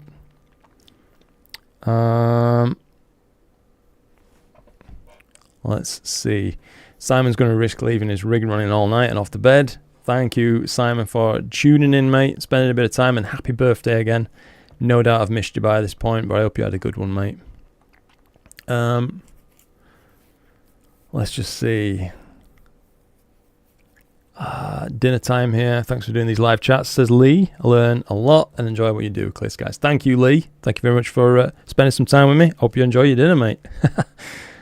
Howie Glatter's the way to go, says Astro World TV. It's only 7 p.m. Eastern. I'm kind of a Lukomatico stalker. That's awesome. Yeah, I'd love a Howie Glatter, by the way, one day. Just unfortunate that Mr. Glatter himself is with the stars now. He can't make any more. But I think someone is still manufacturing them. They were really top end bits of kit. Let's see. Study with me. Don't know if I've asked it before, but what filter would be the best choice in your opinion? The Antlia ALPT, Optilong L Ultimate, or something else for narrowband? Ooh, well, out of those, the only one that I've tried is the Optilong L Ultimate F2. So, again, I'd love to give you some advice on this one. And my gut says probably go with the Antlia. But I can't say with certainty because I haven't actually had them in my hands and tested them out myself, unfortunately. So, sorry that's a bit of a disappointing reply, no doubt, but I'd rather just be real with you and let you know. Astro says, I see what you mean about cheap collimators. The one I have fits very loosely in the focuser tube. Yeah, I experienced that. Thanks for the explanation. My pleasure. My pleasure, mate. Happy to help. Where's the Timmy's mug? Astro asks. Just off camera, mate. There it is. And it's got some coffee in. I'm an idiot. I thought I'd give it a little shake. Oh, Luke, you fool.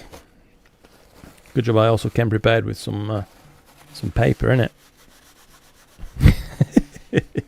This is what live is all about. Getting some bloopers going. Right. I'll rescue that situation. Swift recovery. We'll pretend that never happened. I'm sure nobody will be ribbing me about that for weeks to come. Poseidon, great cam. Astro World TV says, yeah. Thank you, mate. It really is a lovely camera. Crikey, I'm so far behind. Sorry, guys. I promise I'm going to try and get caught up with you.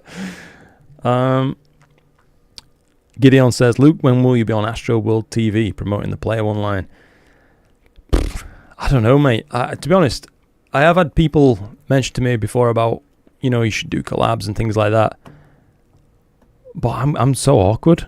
I'm okay doing this, but I don't know. I'd probably just start having some sort of anxiety attack, I think, if I knew I had to attend something like that. I hope to be able to do it one day because, I love the work that, people like Astro World are doing.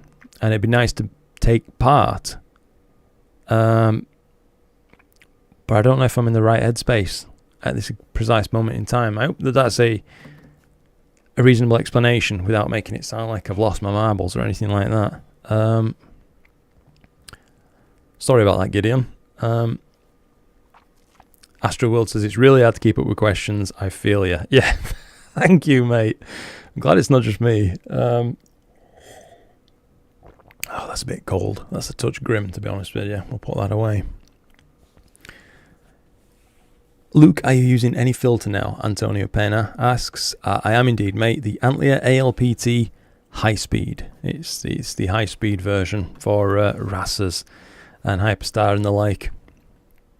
EQ8 is awesome. I've been using one for a year now, says Astro World. Good to hear that, mate. Yeah, another EQ8 enjoyer. They are a wonderful mount. They've got all the finesse of a battle tank, but, they get the job done. They really do. Currently doing a 1 hour M16 as it goes from tree to tree, says Gideon. That's a good idea, actually. I'd love to hit that target up potentially as a little bit of a special at some point in the night, perhaps, if it still stays clear for us. Just going to try and catch up a little bit more. Gideon says, smash that like and subscribe. Thank you very much indeed for that, mate. And yeah, guys, if you do like what I do, then please click like, please. It really helps. I think I'm not probably the only one who's experienced a bit of an astro slump out of the creators on here. It seems to happen over summer, but yeah, it seems like everybody's impressions on the videos have gone down a little bit, which means you start feeling it in your wallet, unfortunately. Alright, I'm nearly there, I think. Bill says 7 hours of astronomical darkness. What? I'm so jealous, bro. That's unbelievable. AZ Forerunner picked up an OG Howie Glatter. Wow, that's an absolute machine, mate. Good on you. Ollie, good to see you, Ollie. Sorry I'm getting to message so late, mate. I am doing well indeed, and I hope the same for you, of course. I really do hope you're having a lovely day.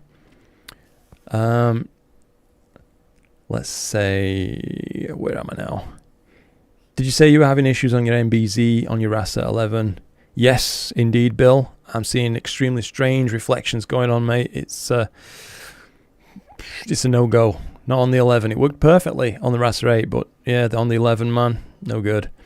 Undoubtedly, I realise, guys, I am probably missing some comments at this point, and I just want to say I am sorry about that. I'm not doing it purposefully. It's just, it's moving faster than I can read, unfortunately. Read and answer, should I say. Study with me. It's 1 a.m. in the Netherlands, going to sleep. Good night to you. Thank you for spending some of your evening with me. It's been extremely valued. Great vids, keep going. Thank you very much indeed. You're welcome whenever at Lukomatico. That wasn't planned. Astro Will, thank you, mate. Yeah, I know. I think I contacted you about that on, I want to say Instagram, but yeah, I really hope you don't feel like it's some kind of brush off or something like that, because it really is not. I promise you, it is not. Yeah. Hi Ollie, bye Ollie, says Simon. How long does it take to finish calibration? Does it finish the calibration? What messages do you get? Oh, I assume you're asking Brody about his guiding. Sorry there, Lubo, I'm jumping into your conversation, mate. Just Hulk smashed the like button, thank you. Yes. Jason says, do you think you're going to get your hands on an ASI 2600 Duo for testing? Very unlikely, Jason. I've contacted ZWO about testing products in the past, and they're not that interested in working with me. And without saying too much, I understand that there was some beef initially between, and probably still ongoing, between Player One and ZWO. And I guess because I show Player One products on my channel, even though I have literally nothing to do with them, I just show their products on my channel. By proxy, that has eliminated me from ZWO's product pool. I imagine, mate, unfortunately. But it looks like a good camera, so it would have been cool to test. Chris Playle, I'm watching your live stream while I'm imaging. Glad to hear you're up imaging now, Chris. Down there in Wales, that's right, innit, mate? I think you said. Jim Gunn says, at some point tonight, can you sneak in 1 10-minute exposure? I would like to see the awesomeness and get you addicted to fast, long exposure imaging. Jim, since you ask so nicely, mate, I think we can do that, yes. Yeah. Let's see. Just bought your... Oh, Astro Will bought yours directly from Howie's hands before he passed it. Wow. That's awesome, mate. Yeah. That's, I assume, I mean, not only have you got a great tool, but you've got something you can treasure there with a bit of a nice memory attached. That's cool.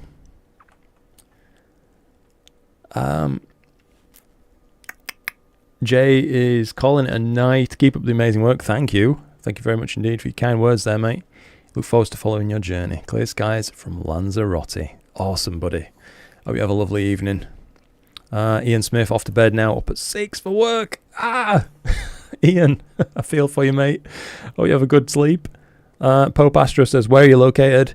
In England, mainland, near Leeds. Kind of northern England, effectively, but not quite Scotland. We're about 110 miles or so away from the Scottish border. Something like that. Too many social media platforms. Agreed. Yeah, mate, I'm lost on them. I don't know where messages are coming from anymore. And for 107 watching, if you're not subscribed, subscribe now. Thank you. You're too kind, mate. Thank you very much indeed. I'm in the same camp as you with ZWO. Oh, mate, no. I can't believe it. That's rough. Let's just get caught up. What's Howie Glatter? It's a laser, by the way, Gideon. A really, really high quality laser that was made by a very skilled crafter. Oh, Astro World, that's too kind of you, mate. Thank you very much indeed for that support. I really do appreciate that, buddy. I do. What can I say? I hope it comes across properly, genuinely. Howie is a man, the creators of the best collimators ever. Agreed, yeah. I bet someone left ZWO and made Player One, Jay Polanco says. I do believe that's what happened. Yeah, I think the creators of Player One Astronomy were not pleased with the direction of something going on under the hood at ZWO. I don't know what, so it'd just be a guess, and I don't really want to do that. I'd rather deal with facts if I can. But they split, effectively, and it wasn't on the happiest of terms by the sounds of it, so there's a bit of a friction there. Not nice to be a part of, I imagine, for anybody involved. There's something special about the Uranus-C near-infrared capabilities in catching red-shifted background galaxies. That is interesting, Mashed Potato Mountain. Yeah, that is interesting. I would like to explore some more infrared imaging at some point, to be honest, and this is the perfect camera for it, isn't it? Alexander, you're absolutely right. Don't forget to start the live stack. You are right, mate. I will get that started now, and then I'll hopefully continue catching up on chat. Thank you very much indeed again for that, Astro World. That's really awesome of you, mate. I struggle, I think, just on a personal note, when people are kind to me. I don't know what to do. Folder monitor camera. Let's go. I need to browse to my my current one. Ollie managed to take some data on the Trifid. Awesome, with the C925, first image in ages. Almost forgot how to process. Yeah, I've been there before. I've definitely been there before, Ollie. That rusty feeling is never good. Hit me on the side and I'll tell you my NEEF experience. That's brilliant, yeah. I will, if you can reach out on Instagram or something, yeah, I'll drop you a message, buddy. I'd love to hear about that. Echo Tango, hit the like button. Please do. I don't want to seem like I'm begging for it, but it helps a surprising amount, you know.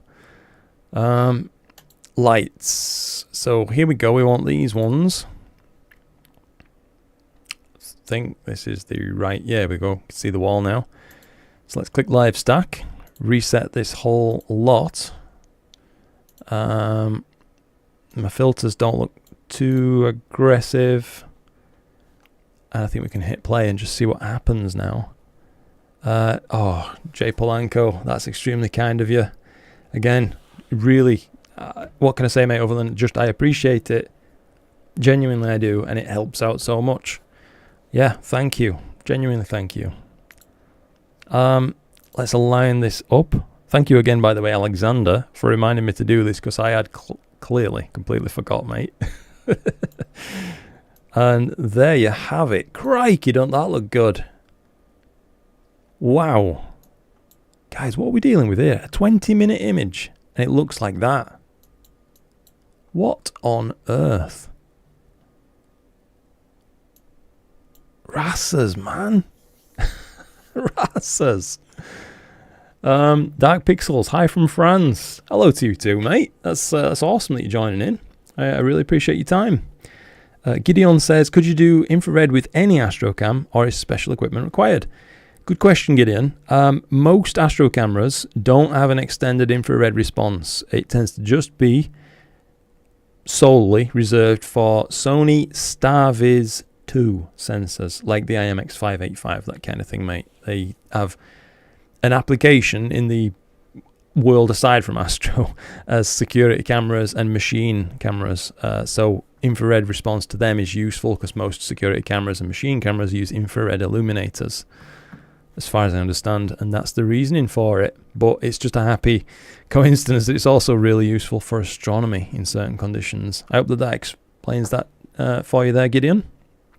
Dark Pixel says, nice field, what's the gear? Good question. It is a Player One Uranus-C Pro, brand new released camera, IMX585 sensor, basically.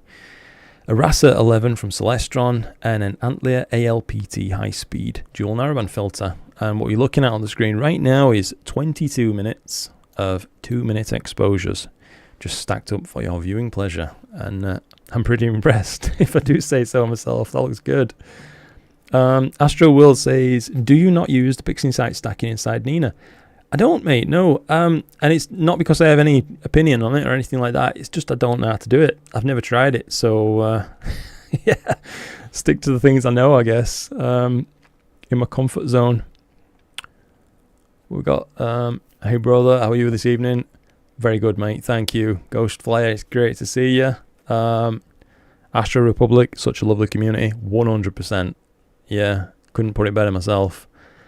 We still have too much smoke to do any real astronomy. Andrew Waring says, I'm sorry to hear that, mate. That's unbelievable that it's still bad for you. I really hope it clears soon. Ghost Flyer says, your last vid made me want to spend money. I'm sorry. I'm sorry about that. Let's see. Yeah, it's looking good, isn't it, guys? I'm just catching up to your comments now. Ollie says, I used your live stack technique with Sharp Cap to monitor a folder the other night, and it worked really well, mate. That's awesome. One good thing is I'm seeing absolutely no vignette appearing across the field, so that's nice. So maybe I won't even need flats with this. It looks like everything's clean. I'm not seeing any dust motes appearing. Pope Astro says, do you ever use the Nina LiveStack plugin? Again, mate, it's just a case of I've never experienced using it, so I don't know what to do. That's literally all it is, mate. I don't know my way around it, so yeah. What the bananas, 20 minutes on the 11. It's nuts, isn't it, mate? Does that stack include the 5-minute exposure? It doesn't, Jim. No, this is just the 2-minute exposures. No darks, no flats. Astro World, that's right, yeah. I have a huge dust donut right in the middle. They always suck, don't they? I can't live with myself when I've got a big dust donut. Everything gets taken apart and cleaned. No telephone wires in the way here, Dan. Sharp Cap is an easier and faster live stack anyway. Good to know then. I guess if you've used both, mate, then you're in a far better position than I to comment on that. But crikey, eh? Look at that. We're dealing with 24 minutes, and if I just zoom in, 50% is a bit small. 100%. What on earth, man? That's picking up so much detail. Holy moly. I am, suffice it to say, impressed. This is always a good test of resolution. I don't know if you guys have noted this little feature on the wall before, but that tiny little triangle there, not only does it, you can tell it's like a triangular structure, but it's also got some additional shape to it. See, like that S shape almost right there. And this is another good test of resolution too, if you're getting decent, nicely focused images and good seeing, is if you can split these two stars. They're fairly close to one another, but they're also fairly bright. So that's another good indicator that things are running well tonight, which we love to see. We really do. Can't wait to see what this is going to look like with some BlurXTerminator, Once I apply that, I think this thing's going to completely pop off the screen. You know what I mean? Chris Plale says, would 1 minute and 30 seconds be okay for your 1300D DSLR camera? Using Optilong L enhanced 2-inch filter and an 80 ED Apo refractor, 1600 ISO, and you're currently imaging the elephant trunk. I'd say that'd be absolutely fine. Yeah, Chris, if you can get away with guiding those 90-second exposures, then go for it, mate. I think you'll be absolutely fine. This is a very good picture, and oh, crikey, I've just seen from Hogarth there, got to go. Sorry, be good to catch up next week. Clear skies and hope you're cloud free for the rest of the night. Thank you, Nigel. It's extremely kind of you, mate. What can I say? Oh no, there's more. Ghost Flyer. Thank you, mate. Blimey. I just want to hide. Just disappear underneath. I don't know what to do. You're all too kind, guys. I really appreciate it. Thank you so much. Gideon says, this is a very good picture. Is this with the 585? It is indeed, mate. Yeah, the 585 cooled from Player One Astronomy. Looks like it's a beautiful camera, eh? I would say. I mean, admittedly, I'm pairing it up with a very fast telescope, but you could too. You know what I mean? That looks totally awesome, Luke. Thank you, Astro World. Again, mate. Astrodux says Cygnus is the most underrated constellation. Yeah. Why not? I think I'll go with some of that. I love it myself, but especially this region. It's just so beautiful. For want of a better word, I'm not going to over-egg the pudding. It's beautiful. Mick Whitaker. Hey up, Mucker. Looking good. Thank you. I hope it's clear for you in Wakefield. That's right, isn't it, Mick? Yeah, I hope it's clear for you too, mate. But there's more. Yeah. Indeed, mate. Yeah. Crikey. Gideon Sanders, you missed mine. Did I... have I missed something? Sorry. I did, Gideon Sanders. £5 from you and all. Oh, mate. Crikey. You're too kind. I really, really, really appreciate all the support tonight, guys. I'm blown away. I'm blown away. What can I say? That rhymed a little bit. That wasn't intentional, but maybe it goes to let you know how happy I am. I'm getting musical. Jim Gunn says, wow, the RASA F2 or F2.2 in your case, images about 6 times faster than F5.6. It's true, it's pretty nutty, Jim. That doesn't even take into account the additional photons captured by the 11-inch aperture. Yeah, it works, man. Etienne 585 GAS. LOL, I'm not sure what that means. I'm sorry, bud. Isaac says, how'd that image of M57 you took a few streams ago turn out? Interesting question, Isaac. I have stacked it, but I've not yet processed it. The timing just fell wrong where I was ready to put out like a video about that the coming week. But these cameras got delivered, so I thought, all right, this is more important. I'll drop what I'm doing and then spend the time on those cameras instead. So I'm glad I did, though, because, you know, crikey. So I think it's fair to say this camera's working well. You know what I mean? I just need to nip just over to Chloe's PC a second and set off her what's the word? Sequence. Let's go on that one.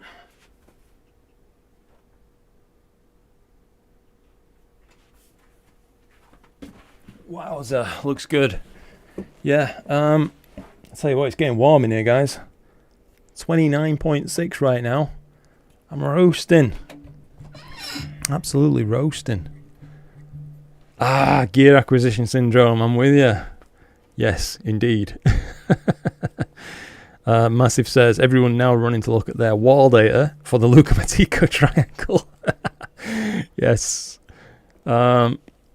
Have a good session, Luke, says Ed Holt. Got to go, but keep up good work. Thank you very much indeed, mate, and I'm so sorry if I missed you. I hate missing people saying goodbye. I feel so rude with it.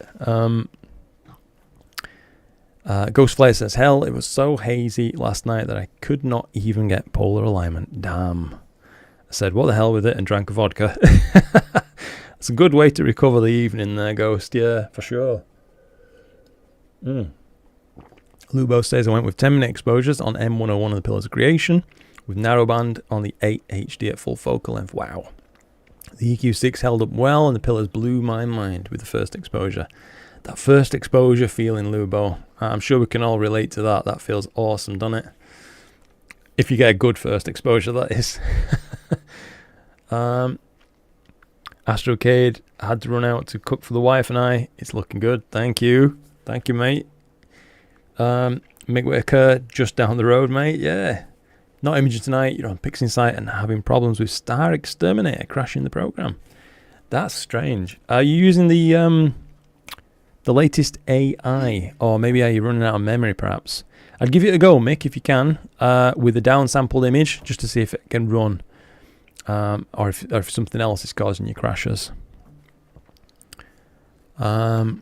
Gideon says, I wonder if Luke has a closet of death. If by closet of death, I could swap that out with the drawer of doom, then yes, I do, mate. It's packed to the brim, and I daren't tackle it.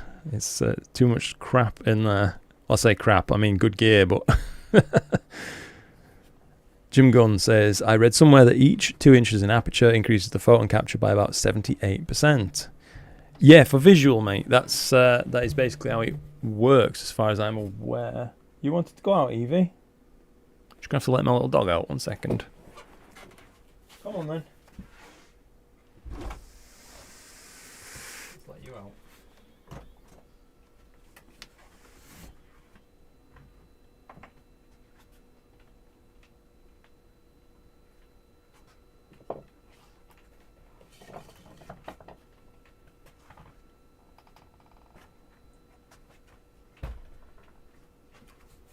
Whew, tell you what. Big difference in temperature between in here and out there, that's for sure. We're going to end up probably getting a few bad exposures now, guys. I've had to crack the observatory door open because I'm roasting to death. I need to let some heat out. It'll probably drift up by the telescope and ruin my guiding exposures a little bit, but we'll see. I'll filter them out by full width half max. If they look bad, we should skip them with a fairly aggressive filter like that. Sorry, let me try and get caught up a little bit. Talal Pro, nice to have you here, by the way, mate. Jay Polanco, buy a mini split. Yes, I could really do with a mini split air conditioner, mate. It's I guess just unbelievably too hot in here. Son, that's cool. It's 107 degrees here. Crikey. I think I'd be on the floor, mate. I don't know how you're attending a PC and typing. That's too hot for me. Let's see now. Jamie, from manual winding Skyview Deluxe to CG5, Advanced Series Goto, now a Skywatch EQ6R Pro. Next, harmonic drive. Direct drive, prices of components going low, never stop. Yeah, it never ever ever stops, does it, mate? It's a constant battle. Gideon looked into his data, could see the star separation. Nice one, mate. Probably got a nice sharp image there, I reckon, then, by the sounds of that. Talal says, nice. I'm imaging right now with the Uranus-C in bottle 9 with a CLS filter, and I'm imaging the Trifid. I'd love to hit the Trifid one day, to be honest. I've got 5 minutes of data on it from a long time ago, and I've never been able to take more than that. It's just so low on the horizon for me here. Just skirts above the neighbouring rooftops. Astro World says, I think I need to start setting up. Might be good until midnight. That's good. I need to catch photons when I can from the horrible skies on Long Island. Awesome, mate. Yeah, good luck. If you're going to go get set up, mate, that's absolutely awesome of you, and thank you again. Thank you for your support. I really appreciate it. Let's just try and get caught up. Astro Republic, check the bank balance for a Raptor 11. Didn't even give me a number. Just said, sorry, mate, keep dreaming. Mine did too, mate, but, you know, that's why I got used one. Yeah, I know that feel, mate.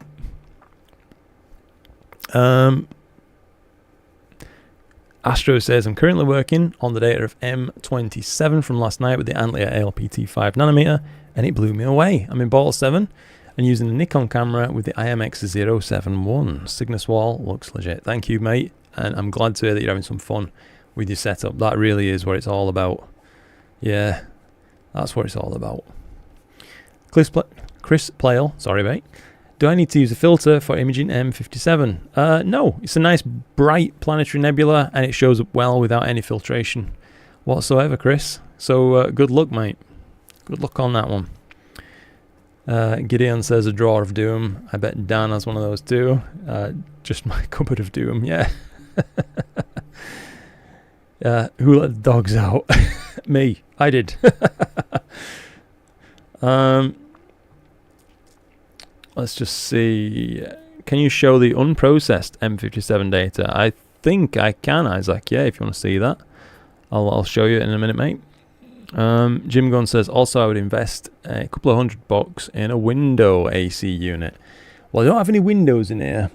When I was building it, I did keep a stud map to let me know exactly where all the stud walls are and things like that. If ever I wanted to fit, something heavy to the walls or cut out a hole for a window and things like that. So maybe I could look into it at some point, perhaps. But I've also been considering just a standing air conditioning unit, to be honest, to save me from this, because it's horrendous.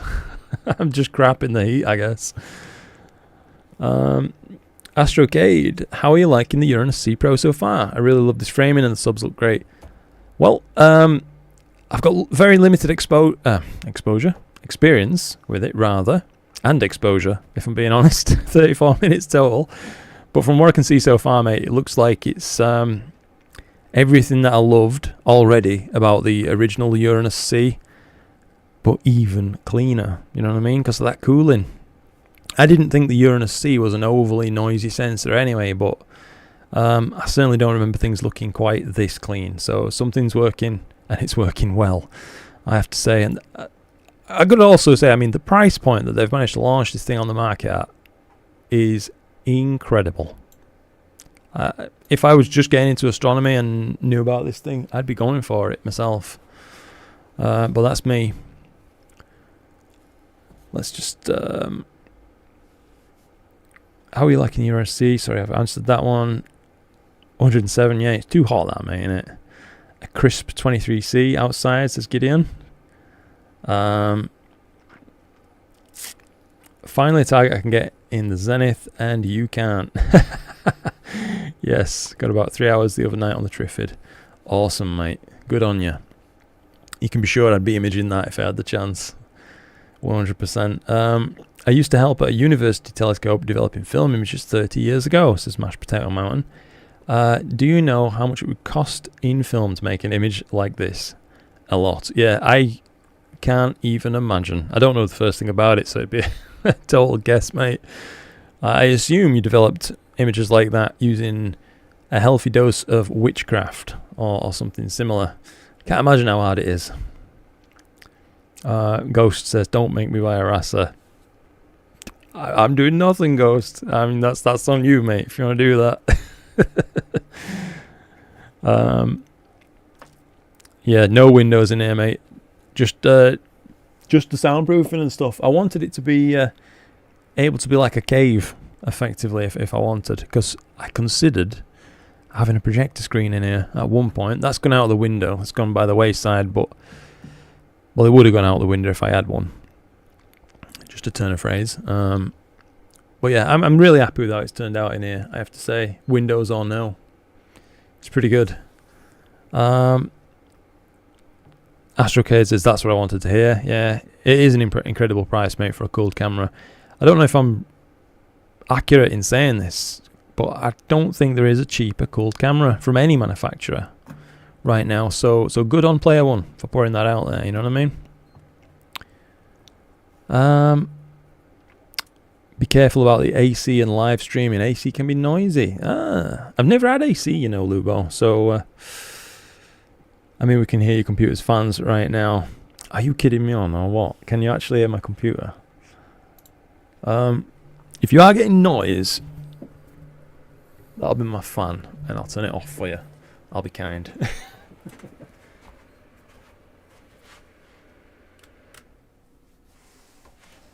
Right. That's for your viewing pleasure, guys.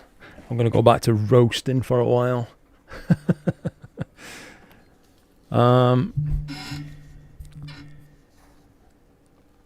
What other options are out there for remote access to your mini PC? TeamViewer flagged you for commercial use, and you tried Windows Remote Desktop, but Stellarium crashes.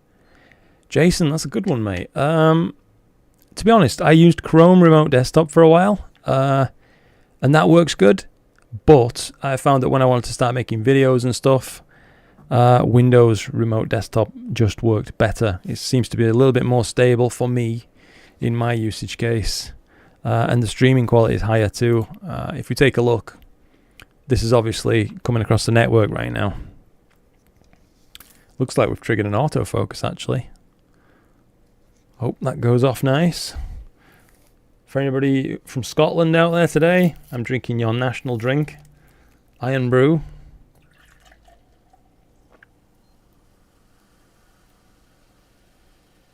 Got to stay hydrated for these streams. Lubo says now the noise is gone. I'm sorry about that, Lubo. If it were genuinely being noisy, mate, I'm sorry about that.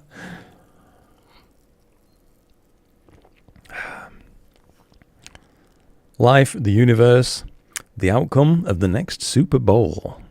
It's all your fault. I'm sorry, mate. I'll take it. If you want to blame it on someone, that's fine. Let's see. I'm either deaf or we can't hear your computer. That's good to know. It's not everybody then. Keep the fan on. We don't want to see you turn into a lobster. It's cooled down a good bit. We're at a relatively chilly 26.5 now, so knocked 3 degrees off it fairly rapidly there. Mini PC RDP or tight VNC. I've never tried that. Jim Gunn says, I can't hear anything but you, and I'm listening on a nice big soundboard on the living room TV. Good on you, Jim. You're living life there, mate. I like a bit of YouTube on the old TV as well. You can hear the computer fans, Lubo. Really? I can see something triggering my microphone, but I've got no way of actively monitoring it, you see. That's why I often ask the stream how things look, how things sound. I can just see like a mic trigger let me know that something's happening. Sorry about that, Lubo.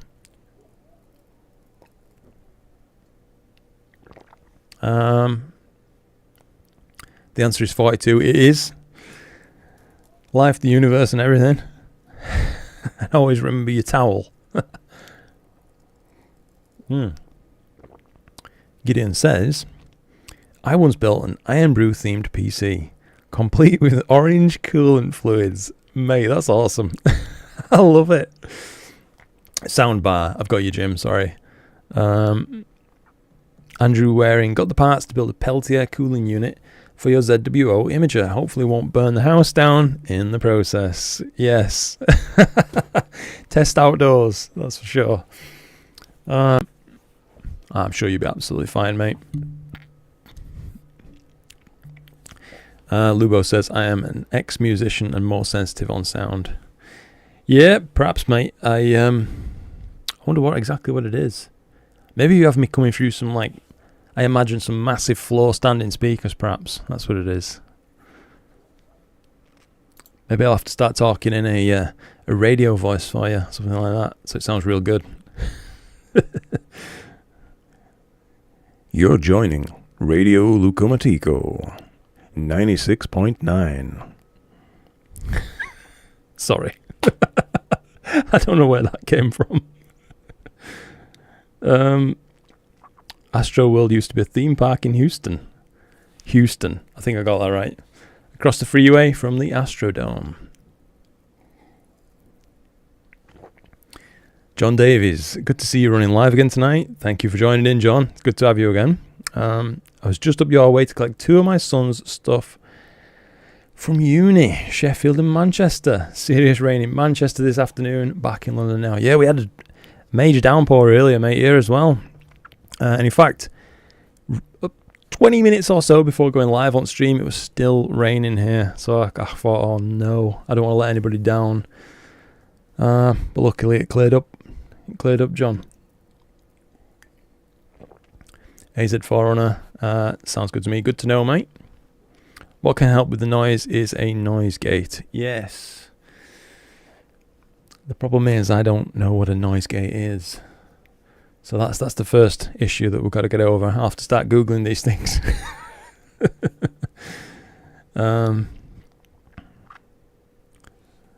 You're an ex-musician and blew out your inner ear, so you're half deaf. Crikey, mate. That's luff. That was a pretty damn good radio voice. Thank you. Lubo in China, it's not your own PC. Yeah. Nice radio voice, thank you. I used to laugh at Chuck scratching his legs. It sounded like he's scratching something else. Poor old Chuck. I don't know. It looks like we're getting towards the darkest part of the night now, guys. Luckily.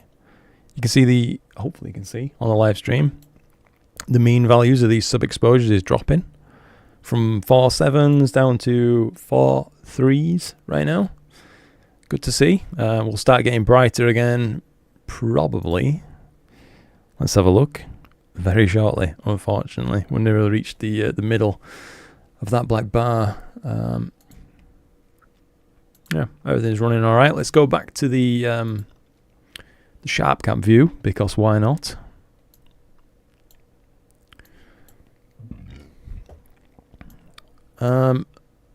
That is looking insane. I love it.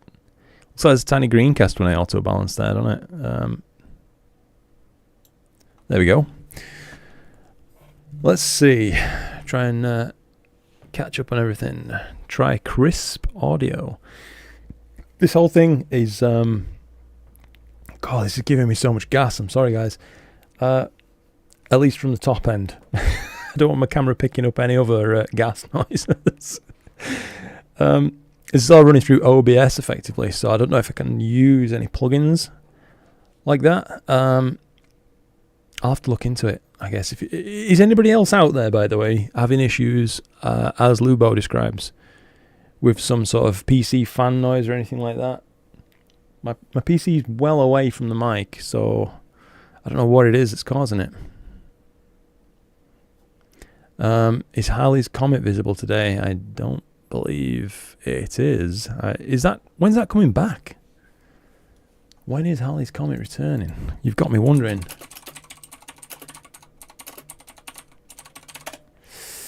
$2061. So safe to say, it's not back today.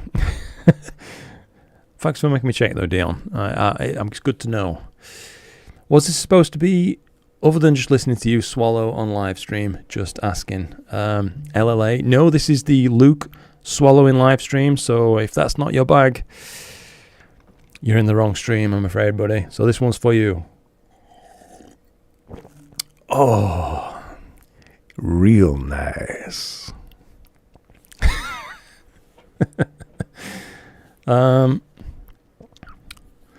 This message has been brought to you. Oh, sorry, radio voice. This message has been brought to you by the Banana Nut Phone Company and is guaranteed to be accurate twice daily. After all, why change when you believe you're right? Hope that was hope that was on brand for you, Ghost.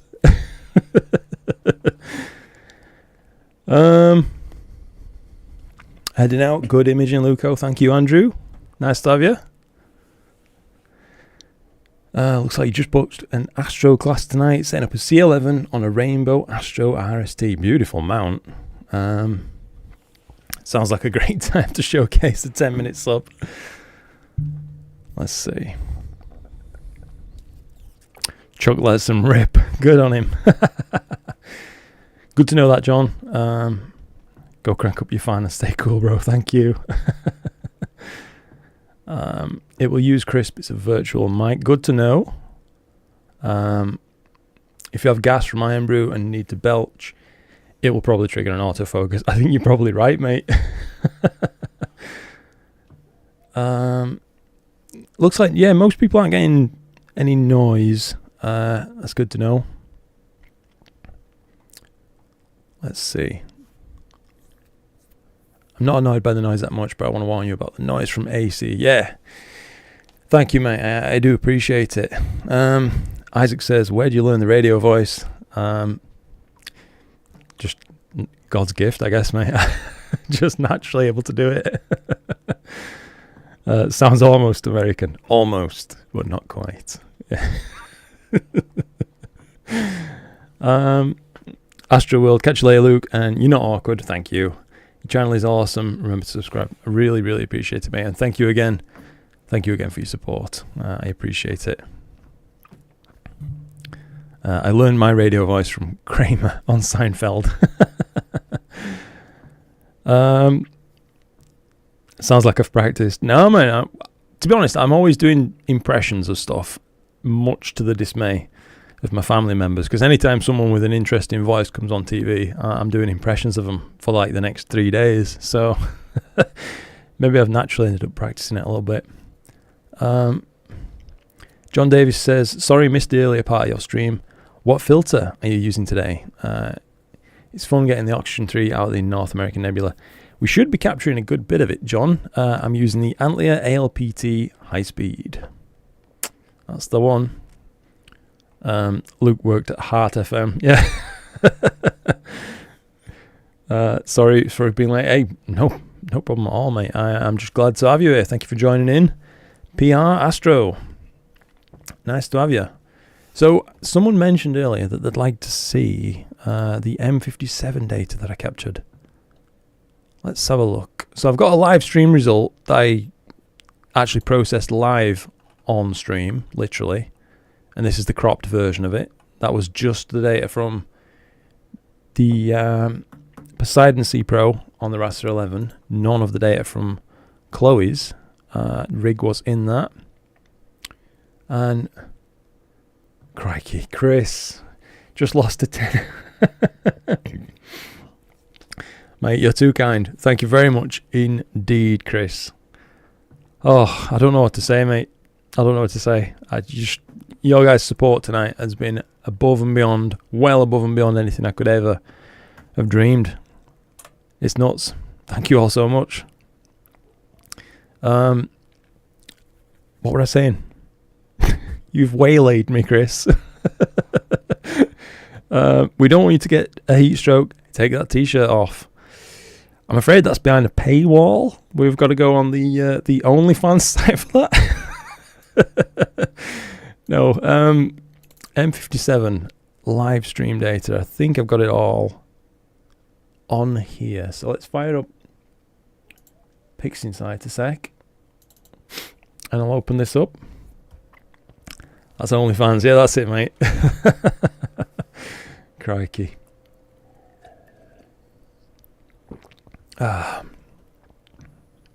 Just a sun-baked Englishman. That's what you get for your OnlyFans subscription.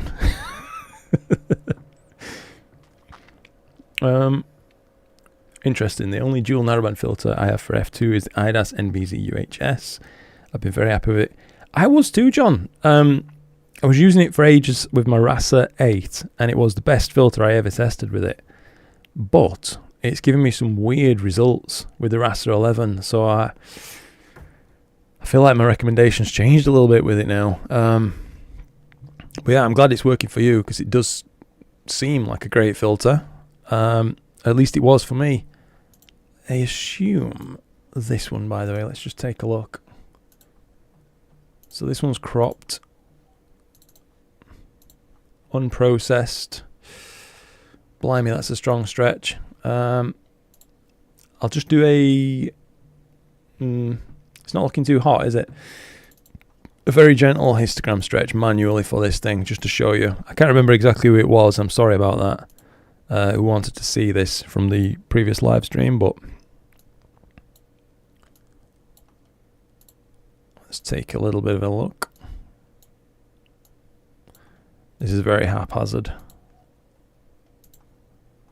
But roughly that's what we're dealing with, mate. So obviously it's going to need a lot of processing. Maybe a bit of a failed experiment, to be honest. It looks like the nebula's been captured nicely, but it's lacking some resolution. In the background, stars, especially down here, like this pair, should be split nicely. And Yeah, maybe I'll have to revisit this with a true lucky imaging approach, actually, I think. Mashed potatoes having fun, that's good to hear, mate. That's what it's all about. How many frames, and did you drizzle your data? I did indeed, Isaac. Yeah, I drizzled it. Not probably as much as you're expecting. I did about a 33% drizzle. Using APP, that is, for it. Maybe a 2 times drizzle or something would have been better, but I'd have to restack it for that. And I think, looking at the data, I'd probably rather reshoot. But there's still something there, isn't there? You know what I mean? That's weird. The MBZ worked fine on my Hyperstar. That's good to know, Bill. Yeah, that's good to know. Was it taken with a one-shot color camera? And if so, did you use CFA drizzle? It was not CFA drizzle. No, it was just done in Astro Pixel processor using their scale and droplet size drizzling. I do believe. Not bare drizzled. What's BlurXTerminator do to it? I imagine it will overcook it. I think I'll have to unstretch it to make BlurXTerminator have a chance. Let's just go for it, see what it does on its own. I think it's going to ruin it, but we'll see. Jim Gunn says that would also be neat. Stream a lucky imaging session on the Rasa with 5-second exposures. Yeah, man. Luca just put the sound through my monitor speakers. Says, Ollie, if you crank it up, yes, you can hear a little bit of your computer, but nothing to worry about. Condenser mics tend to pick up a bit more background noise. Yeah, indeed, mate. I assume that's probably what's going on. Lubo might just have some nice speakers picking up these all these different wavelengths. Picking up the vibes on Radio 96.9. I can't help myself now. Yeah, it's ruined the image, unfortunately. Has BXT right there. Damn. It's I think the problem we're experiencing here, Isaac, is this image is too bright for BXT to actually work properly on it. So I'm likely going to be better off using something like an unsharp mask or whatnot. But yeah, that's that one. A little bit of a fail, I reckon, overall.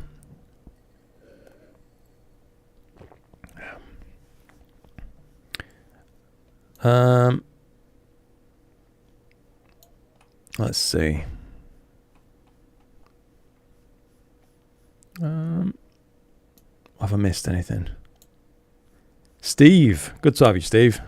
Hope you're doing well, back home safe.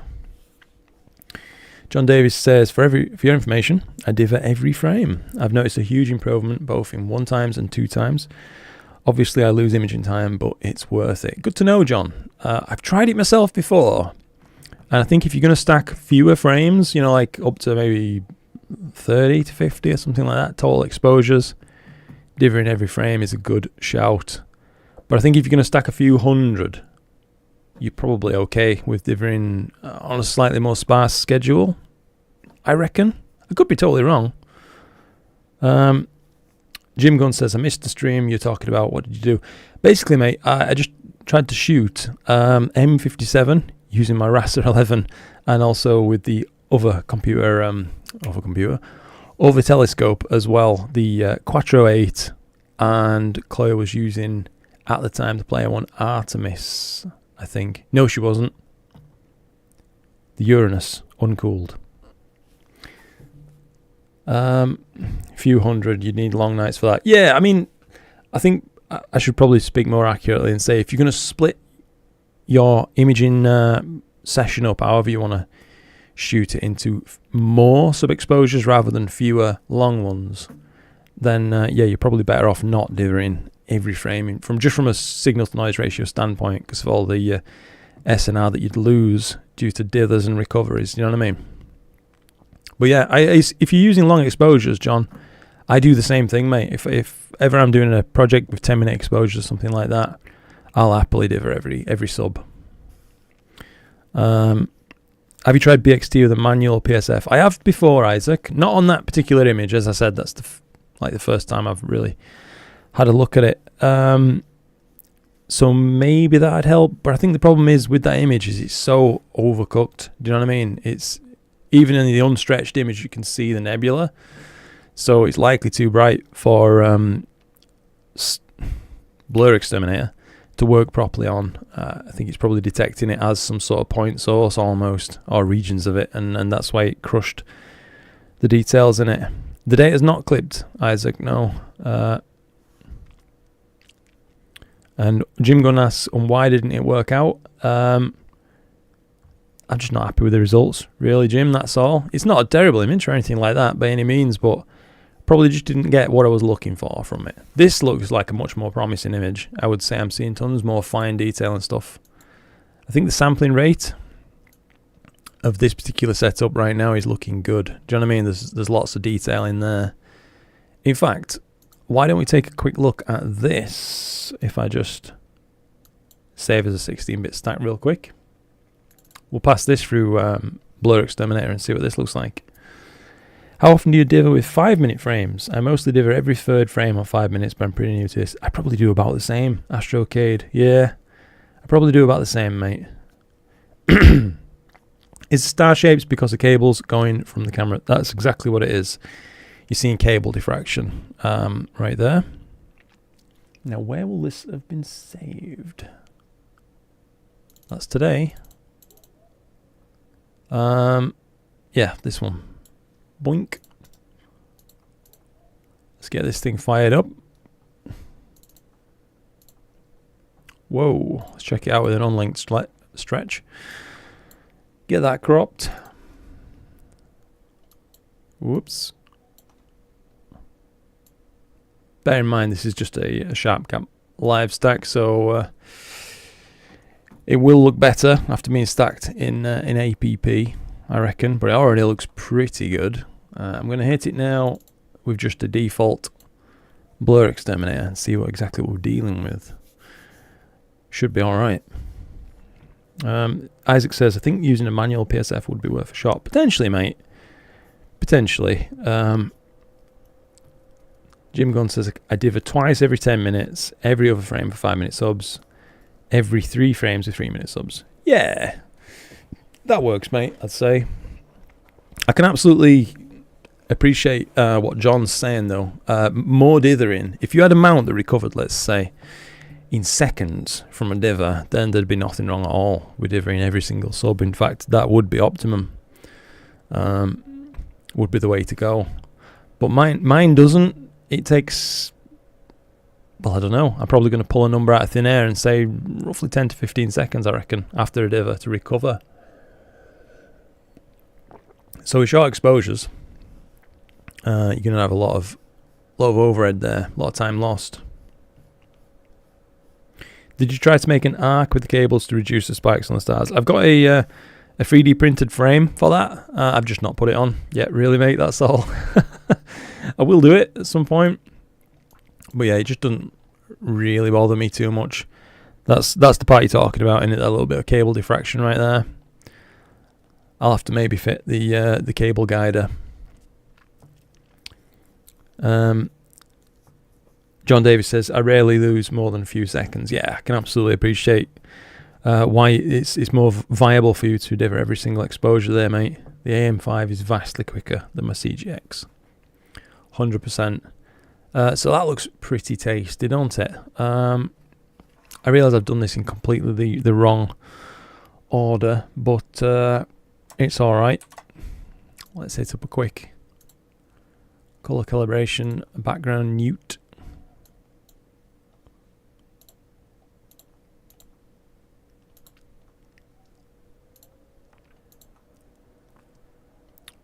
What's it look like with a linked stretch now? Looks pretty nifty.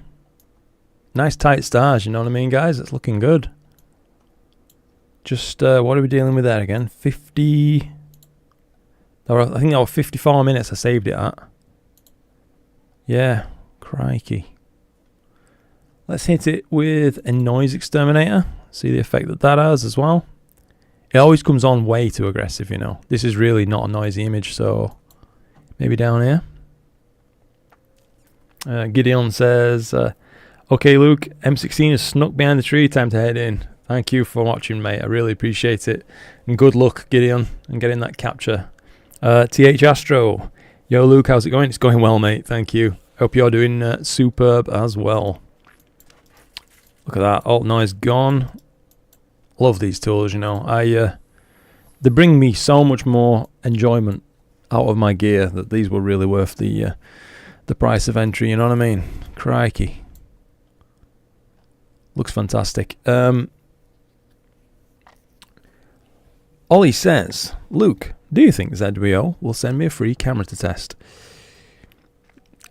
If ZWO or anything with like you with the R with me, then no, mate, that's not happening. Worth a shout though. Get in contact with them, dude, and give it a go. I have a question for any Cyril users. Oof, that's not me. What's the best way to achieve natural color? Is it through a normal DBE, manual color calibration, or photometric? Probably photometric, but you want to be using DBE as well anyway, I reckon. Are those halos there, Steve says? I do believe they are, Steve. There's some very small halos evident going on, and it's on the actual image itself too, if we take a little look. This is for you, Steve. Hopefully you can see. I think this is down to the filter, but it's something I'm kind of willing to accept at this point because it's so narrow. It does a good job. Otherwise, Isaac says, can you zoom in on the image so we can see the noise? Okay, so this is the noise, Isaac, on the actual stack itself. This is zoomed into 200%. And this is the noise, again, 200% view after some NoiseXTerminator and stuff like that. But it needs an actual bit of processing, does this. It's all skew whiffed at the minute, and it is the colour. But it looks pretty cool. Let's give it an unlinked stretch. Get rid of that preview and all. Hit it with an SCNR. We'll hit it with a little bit of curves. Whoops. Something like that. Looks reasonable. Halos is from the Auction 3 on the filter. Yeah, most likely, mate. That's always the one that's a pain, innit? Lubo says, if you use 3 cables going through the front of the scope, you can use them as batting off mask to check focus. Yes. Suppose it could, mate. Get that James Webb look going. Astrocade says your recent-ish video on PixieSight, BlurXTerminator, and NoiseXTerminator sold me on it. Oh, mate, that's awesome. Bought all 3 at once and moved on from Cyril. Never looked back. Mate, me too. That's how it went. I've nothing against Cyril, like I say. Nothing at all. I think it's wonderful. As far as free software goes, it's got to be among the absolute best out there. That said, it's not as good as PixieSight. It's just a shame PixieSight costs so much. This is one heck of a costly hobby, ain't it? Processing was by far my least favourite part of the image. Yeah, I mean, it kind of still is for me, to be honest. I don't really enjoy processing that much. But it's a necessary evil, ain't it, you know? It's definitely more fun now, though, in PixieSight. Let's take a quick look at this live stack again, see how things are going on. Maybe not this giga zoomed view, though. Looking pretty cool, I think you'll agree. This is just 58 minutes, so we're not even at 1 hour of data yet. It is looking good. Lubo says, halos can come from reflection between the filter and the primary mirror or camera corrector. Yeah, there can be many sources for halos. You'd probably just more refer to that as being an actual reflection, though, I guess. These do look, to me, like a halo. It's a weird one. Maybe it's from stars particularly strong in infrared emissions as well, because even on some of the brighter stars, I'm not seeing that kind of same halo. And yet, on some of these very small stars, pronounced halos, you know what I mean? Very strange. Whereas here's something, you know, even brighter, but clearly a different colour star. A different spectra being emitted from it. No halo. Very odd. Just started using an Astro Cam and the colours seem to be warm. After normal DBE, looking almost... Do you want to go out, Evie? Looking almost orange. Maybe it could be stellar bow shocks. That's it, mate. We've got such a high resolution system now. Nah, something weird's going on with that filter in it, but it is what it is. Come on, Evie. Let's get you out. Good girl. Man, it's roasting. I am going to have to turn this fan on again. Sorry in advance, Lubo. I don't want to be exploding your speakers, mate, but yeah. I'm on fire. It's too warm, dude. TH Astro, I use a Player One Artemis-C Pro and IMX294. Nice camera, mate, yeah.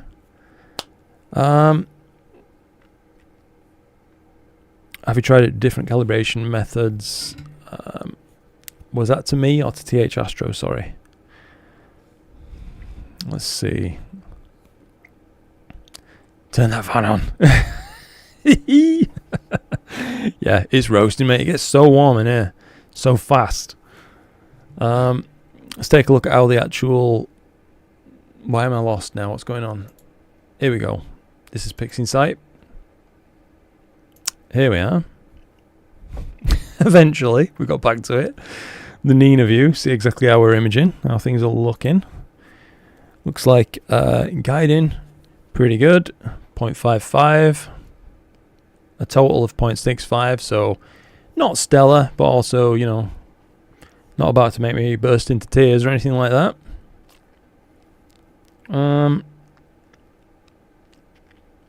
Oh, sorry, it was the TH. Got you, mate. Sorry.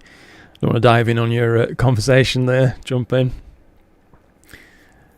Yeah, it's not looking too bad at all, I would say. I think we maybe should be due some cloud soon, unfortunately. I'll try and get some satellite imagery up, I reckon.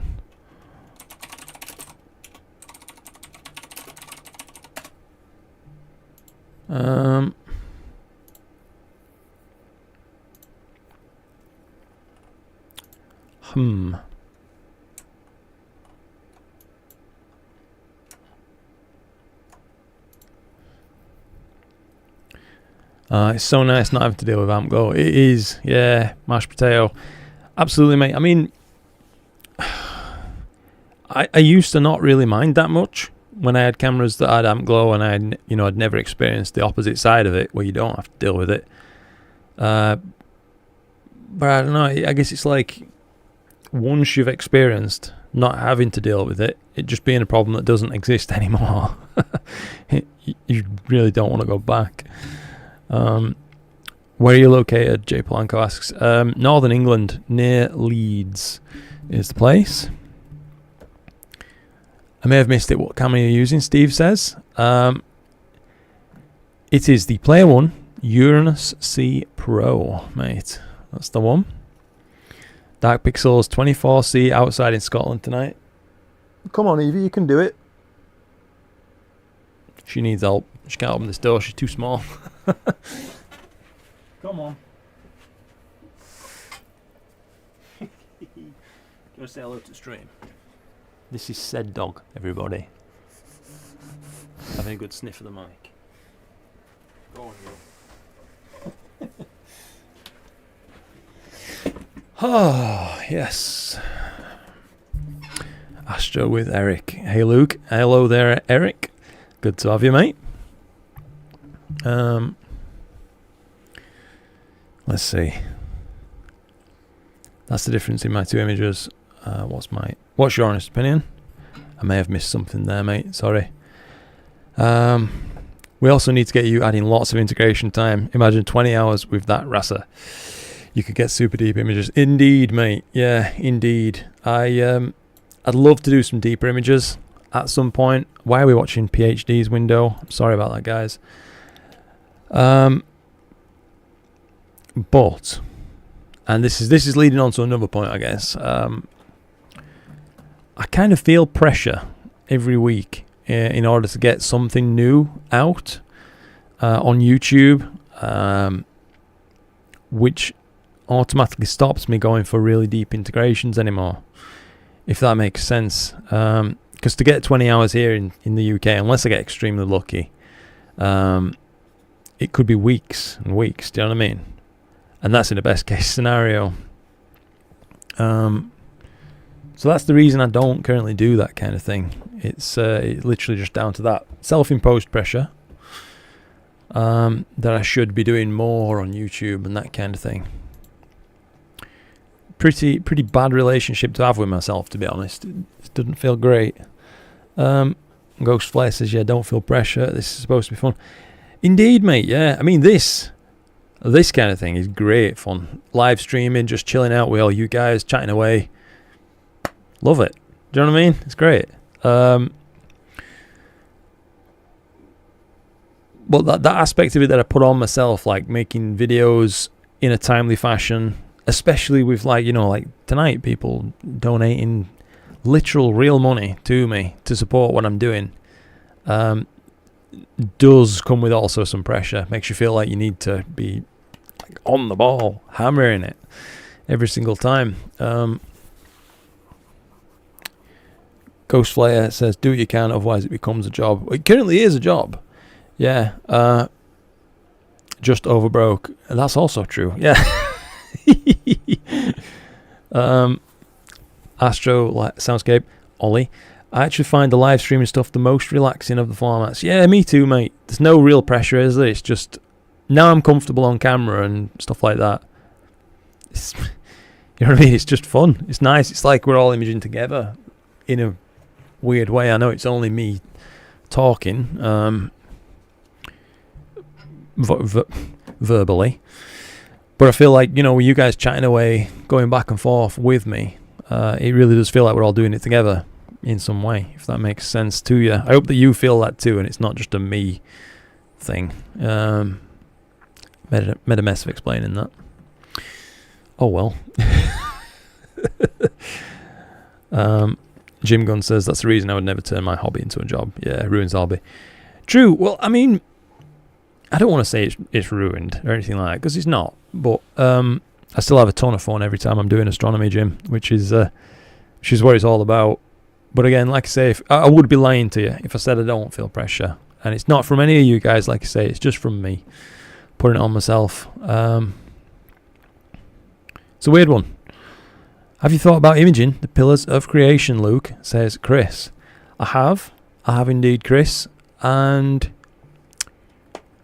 the truth is, I could probably hit it one of these nights around about this sort of time, but I won't be able to catch it for long. It'd be somewhere in the region of probably max 1 hour per session, if I'm lucky.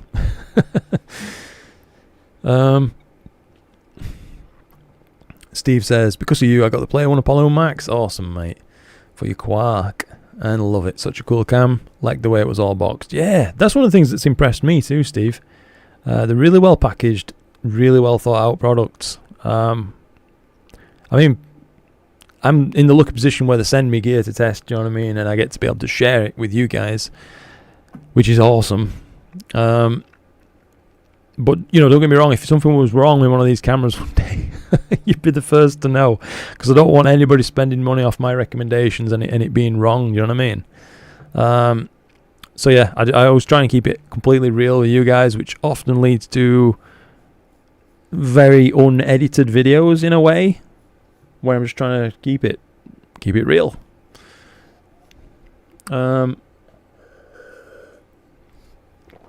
Astro with Eric. Hopefully Optilong takes your feedback to heart and improves the coating to deal with the halos.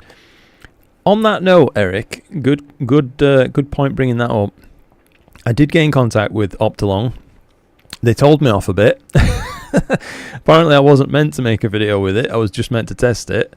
I argued that maybe they should have communicated that to me ahead of time, which they conceded. But basically, I said, it's not good enough for me to give it a proper recommendation. So it needs development, effectively, in the nicest way that I could. And they took it on board. It sounded like they did, and apparently they're sending it back to the engineering department or whatever they called it, and they're going to try and change it and get rid of those halos. We will see as to whether they actually do that, and we'll also see if they want to work with me ever again after that that job that I did on it. Love the streams. Astrocade says thank you, mate. That's awesome. Ghost says it's too damn hot here. Yeah, didn't you say 107 Fahrenheit? Crikey. Rather use your Rasa. Yeah, well, I'm glad to share it with you. Really am. Better than TV. You're too kind, mate. Jim says you could be the first YouTuber doing fast, long exposure, long integration imaging. True. I'd love to give it a go, you know what I mean? Do a proper deep project, something like that. I do probably need to work on my videography a bit, the way that I can try and tell a story of how things go. Because it's just not there yet. It's not really on the level of where I'd like it to eventually be. Like the Nico Carvers, the Trevor Joneses, that kind of thing. You know what I mean? They make such great videos. Way better than I do. But I don't know. I'd love to be able to do it one day. It's just, I guess, there's a learning curve that comes along with making videos too. What latitude are you at, Luke? It looks like I struggle with the pillars, but I really want to get a pick of them. I'm at 53.8, something like that, I think, mate. Yeah. Yeah, you'll definitely struggle there, I think, at 43. If I buy a new cam, I will look at the Player One instead of ZWO. Me too, to be honest, mate. I've nothing against ZWO, though. I want to make that totally clear. I just think some of the stuff that's been going on behind the scenes between ZWO and Player One and the dealerships that sell these cameras is really scummy. Makes me not want to support. Makes me not want to support them, effectively. There it is. Do you know what I mean? It's rotten. Should have mentioned that prior. Absolutely, mate. Yeah, and that's why we love your full transparency. Thank you, mate. It's very nice to hear. I do want to always keep it real with you guys, like I say. I just feel like, well, I don't want to call it a brand, but whatever it is, this thing that I've built where I can share with you guys, I would not trade it for the world by ruining it for some like kind of paid review or something like that. It's just never going to happen. So I get gear and give you honest reviews, and that's how it goes. And most companies aren't interested, to be honest. So those that are, I'm more than happy to show. Player One's awesome, definitely recommend. They're just a new company, so we'll have to be the pioneers for future users. Yeah, they're still very fresh, aren't they? I took your folder stacking trick to a new level. Nice, says Greg. I'm capturing in Nina. I have a RoboCopy script set up on my Astro Nook, set to copy files to your desktop inside. Files transfer to a specific folder, and I'm using the live stack feature in PixieSite. That's ace, mate. I'm glad that's working for you. Can you click on links sent in chat? I'd like to get your honest opinion on my re-editor's Cygnus wall. Unfortunately, no links are showing in chat, Berg. I had to block all links on my channel, unfortunately, due to people trying to scam viewers of my videos. That was the problem I had. So it sucks that, like, you throw the baby out with the bathwater, but I did it to try and, you know, stop anybody getting scammed, effectively. About to head out to have a imaging session. About to head out, have a great imaging session. Jay Polanco says, thank you, mate. Thank you very much indeed for spending your evening with me. I appreciate it. Getting 6C here in Oz for winter's nights. That's nice and cold, mate. Yeah. Only using 23% power to keep the Artemis at -15. Crikey, you've got some headroom there then. Let's see.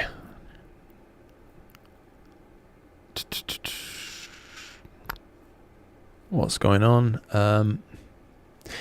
If you're asking Steve about what's going on with ZWO and Player One and the dealerships, kind of ZWO strong arming dealers into not selling Player One products, even if they'd like to. Otherwise, they'll lose the deals and special rates with ZWO. That's how it works. So, yeah, bending their arms up the backs, unfortunately, and it sucks. This is actual real information, by the way, as well. I'm not making anything up. I never would. I've heard this from literal dealers' mouths. As a consumer, I like more choices than I have one brand sold by. Yeah, absolutely. Not selling out or compromising. That's the way, mate. Yeah, I can tell you, YouTube loves your live stream. I've got a second commercial. Oh no, sorry, Lubo. I am sorry about the commercials, guys. It's just like it kind of is my job now, and I have to make some. I have to make some money. It does make a difference. The AdSense is what actually keeps me floating every month, really. That, and you know, actually a lot of people supporting buying Russell Croman tools through affiliate links. That's also a really big help for me. Makes a huge difference. YouTuber Theo Joe made a script to help deal with scammers in the comments. I've not heard about that, Isaac. Sounds pretty good though. Astro with Eric. I'm all ZWO at the minute, but I'm looking at Prima Luce Lab and Player One. I don't like not being able to lock my mirror on my Edge HD 8. Got you, mate. Yeah. Player One and ZWO need to coexist. They do, mate. There's no reason they can't either. It's just it's annoying. I might contact Player One and see if they're interested in testing anything. Give them a shout, mate. You could do, yeah. I'm not sure I've seen anyone showing their equipment down here. Not even sure who stocks them. Both amazing companies. Everyone needs to just get along. Agreed. Yeah, there's already enough conflict in the world without adding stuff into our little corner of it. You know what I mean? Can the ZWO filter wheel bolt directly to the Player One camera like it does to the ZWO cameras? I don't think it can bolt directly, no. I think the bolt spacings are different, Greg, unfortunately. You could use the male-to-male connector if you really wanted to try that kind of method, which would work fine. Damn, sounds like a monopoly on ZWO. Yes, unfortunately, it is. ZWO may have good reason. Maybe. I've never heard anything wrong from Player One though. It just feels like they're being squeezed a bit. Do you know what I mean? That's the impression I get, and it's not very nice. The only ZWO thing I own is an autofocuser. Yeah, we've got some ZWO cameras, and autofocus and stuff like that. They make bloody wonderful gear. They really do. No two ways about it. Keep the money going. Yeah, thank you, Lubo. YouTube Premium. Worth every penny for no commercials. Greg, I really have been thinking about YouTube Premium recently. Would you recommend it, mate? It does look pretty tasty. Jim says, if the Player One guy took their ZWO knowledge and created a competing product, that could actually be illegal. Yeah, I don't know if that's at all what happened. They do look like completely different products. But yeah. Like I say, I don't know anything to comment on that side of things. All I can give you is what I know for fact. Isaac says, how much money do you make as your affiliate cut? I realise the touchy nature of my question, but transparency is the only way to trust. So, if you mean Russell Croman's tools, I should be okay to tell you it was 5%, but Russell is trialing a experimental 10% for 3 months, which makes a huge difference to my life. Do you know what I mean? That isn't the reason I push his products. I say push, recommend his products. I just try to give them the realest demonstrations that I can. I don't try and do anything special. If there was faults, I'd say them, but they work great for me, and that's why I'm happy to recommend them. You know what I mean?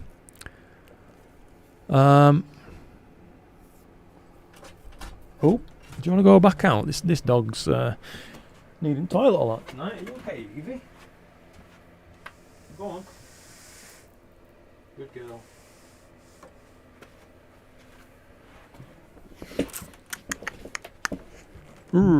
Let's see. Yeah, I heard that. That's why the retail site my partner just started and I'm associated with is not working with them and dealing with Player One and QHY. Nice, Eric. Yeah, it's good to see someone like going that route. Do you know what I mean? I guess the sales volume is the problem, because nearly everything that sells, from what I've heard, tends to be Team Red. You know, it's ZWO gear. But yeah, who knows? On a light side, the clouds didn't leave. Damn, Edward. I'm sorry about that, mate. And you would recommend YouTube Premium Astro, with Eric says, good to know, mate. I'm gonna have a serious look into it, I reckon. Lubo says, don't need to be angry about ZWO. You don't know how much my friend wished for QHY mini computers to come out like ASI Air. No other companies do it for their customers. No other company innovates as they. Yeah, they're wonderful. I mean, they make wonderful gear. They really do. I've nothing bad to say about the gear at all. What I'm not trying to do here is slate anybody. I'm just trying to tell you the things that I know. Do you know what I mean? Chris Plale says, I've got clouds coming in now. Yeah, like I say, I mean, I've tried working with them before in the past and they've shot me down and stuff like that, which is fine. I understand that. And if they ever wanted to work with me in the future, I'd be more than happy to. I've made sure, you know, I've got no exclusivity with anybody, no deals with anybody or anything like that, because I want to keep it real as much as I could use the money at times. That sounds really grim, doesn't it? But I hope you understand what I'm on about. Highly recommended YouTube Premium, good to know. Working on your calibration frames for Wolf Rayet 134. Astro with Eric says, nice one. The reason may be that they left ZWO and copied some of their designs. I see, right. Like I say, all I can tell you is what I know. But thank you for sharing, Lubo. Appreciate it, buddy. This must be the best Astro night. Imaging the Tulip Nebula while watching you image the Cygnus wall. Thank you, Jamie. That's ace. Someone has to explain to me why, when you spend $1,700 on a camera, they can't include a power adapter. That is a good one, Steve. Yeah, I never really understood the reasoning behind that. All I can maybe imagine is the differences in safety certification for power supplies and things like that may vary so much between different shipping companies that it just might not be viable for them to include that kind of thing in the box. Maybe. That's a guess, anyway. I think the main companies should give the smaller ones a chance to rise. That's what happened with SB Bonnie, and they've grown astonishingly. Now it's Player One's turn. But great companies nonetheless. I need an EAF. Yeah. ZWO does innovate. Yeah, absolutely. Just don't like strong arm tactics. Yeah. I use all ZWO myself at the minute. Nothing wrong with that, bud. They do make, like I say, they make bloody wonderful gear. One of my favourite all-time products ever, still, is the ASI Air, man. It's such a good system. I wish someone would bring out a competitor that works with everything, though. That would be incredible. A new group in the States called Ogma. Another rebranded tube tech like Altair, Rising Cam, and other said names. All good cameras, however, Ogma is out of North Carolina. Services there too. That's good. That's good, mate. Local servicing is always a plus. Your honesty is opening up a can of worms. I'd best shut my mouth, wouldn't I? Astrophotography isn't a hobby for poor people. I guess they figure out they can nickel and dime you for every little piece. Yeah, I mean, it could be, again, just things are inflated in this hobby. They clearly are. Telescopes shouldn't cost as much as they cost, I don't think. And yet they do. We're definitely being squeezed. Other than RC Astro, Isaac asks, do you make any affiliate money from other companies? I used to make some money from Topaz Labs. I had an affiliate program with them. I still do, but you know, I've got both products, and I can't really recommend someone buys Topaz over RC Astro products. So since my recommendations have shifted since getting RC Astro products, the affiliate side of Topaz has dropped right off down to like nothing now, which is fine.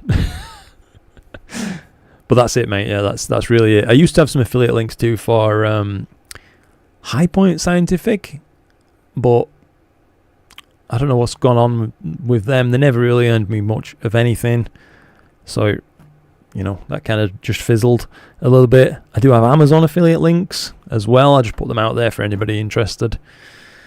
But again, they don't earn much, probably 20 quid in a month, but it's there. It's something, you know what I mean? I'm grateful for every single penny, to be honest with you. Just really need to nip away to the loo for a moment, so I'll be back in a second, guys.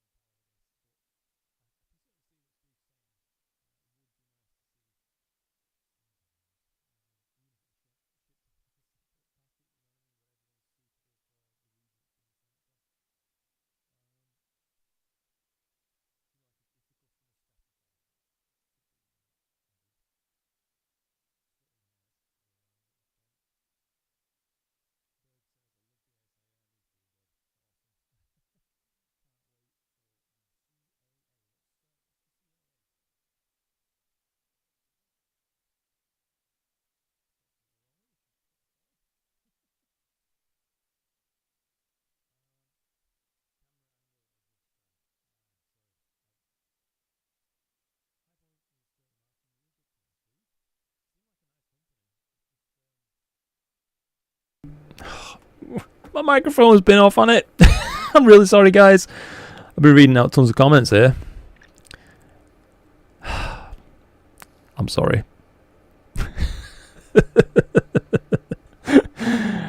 Right. Let's get caught back up. So, I was reading comments with the microphone off, evidently, because I'm such a professional YouTuber, don't you know? So, yeah, wait. I was reading Mashed Potato Mountain's comment about the add-on fan cooler for the Uranus-C. Keeps it just above ambient. That's good to know. Titch is still imaging the Dark Seahorse. Edward, my pleasure, mate. I'm glad you enjoy the honest approach. Power supplies. Greg mentioned about the e-waste angle. You're probably right, mate. I mean, it'd be nice, like I was saying while my microphone was off, if they included the option for people to maybe say, I do actually want one of those, please. And even if it was shipped in a separate packet.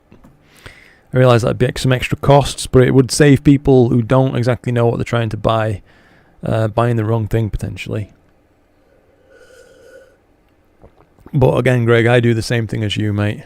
I don't use a Pegasus power box, but I do supply my own power. Berg, I love the ASI Air. Can't wait till the CAA. Me too, mate. ASI Air is a bloody lovely system.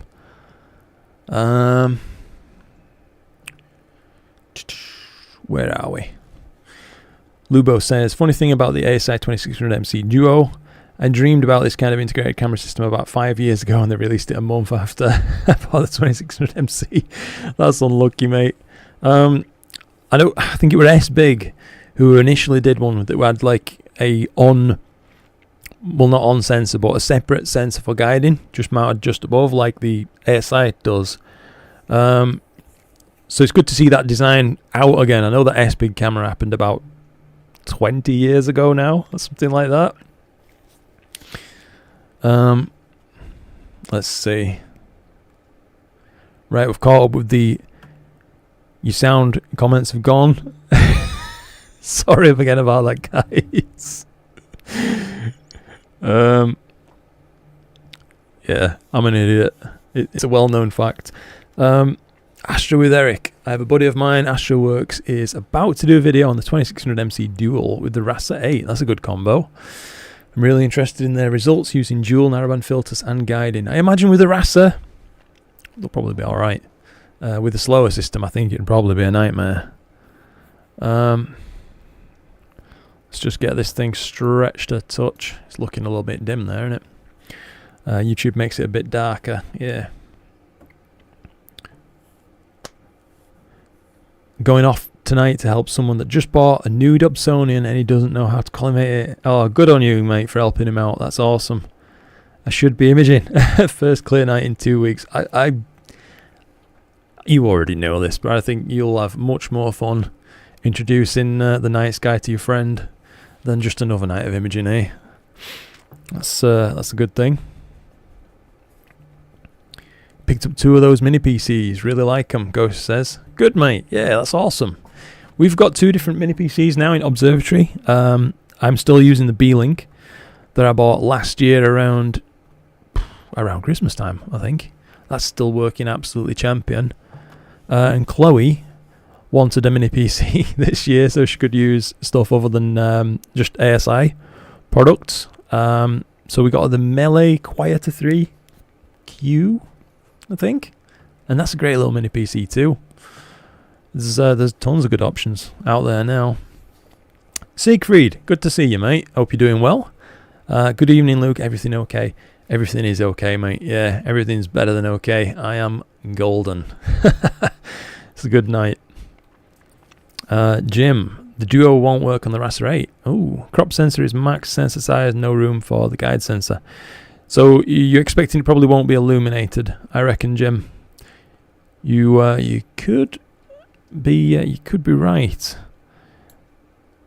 I mean, as long as it's mounted close. I haven't really looked into it too much, but as long as that guide sensor's mounted close, it might be only like looking at the sides of the sensor, perhaps. So it could still work.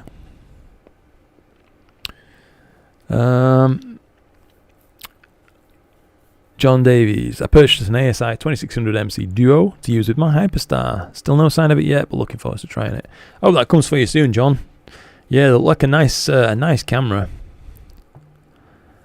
Steve says, well, night, Luke. Good to see you. Stay well till the next live stream. Thank you very much, Steve. That's really kind of you, mate. And I appreciate you spending your time with me. It's good. I hope to see you in the next one.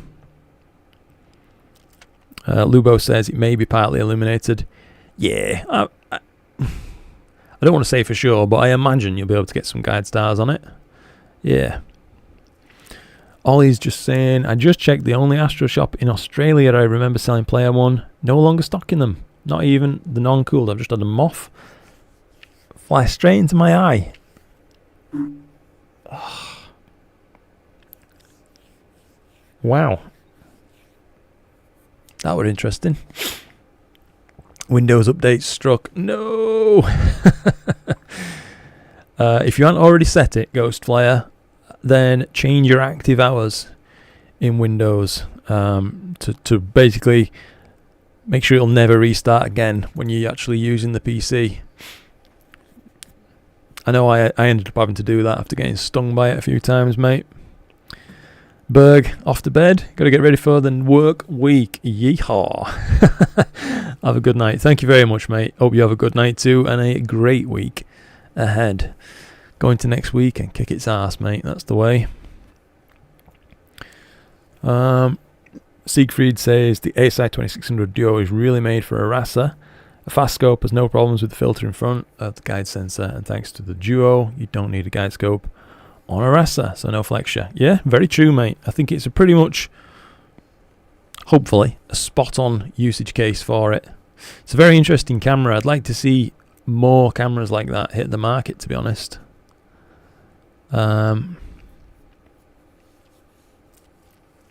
TH Astro. I've been doing some processing as I'm watching this, and it seems Cyril makes colours cooler looking when doing a manual colour calibration. And after a normal DBE, the colours are warmer. That's interesting, mate. That's interesting. I'm really out of the loop with Cyril, to be honest with you. So I can't comment with any authority on any of that. But yeah, if you've noticed it, it must be there, eh? Been putting it off too long, kind of pressed the problem. Want a harmonic mount and a RASA. It is, Chris. Yeah, unfortunately, we're just about to start hitting. Well, we've been in dawn for a while, I guess. So probably start wrapping up the stream steadily now, I guess. I'm just going to double check that Chloe's rig is going. 1 second.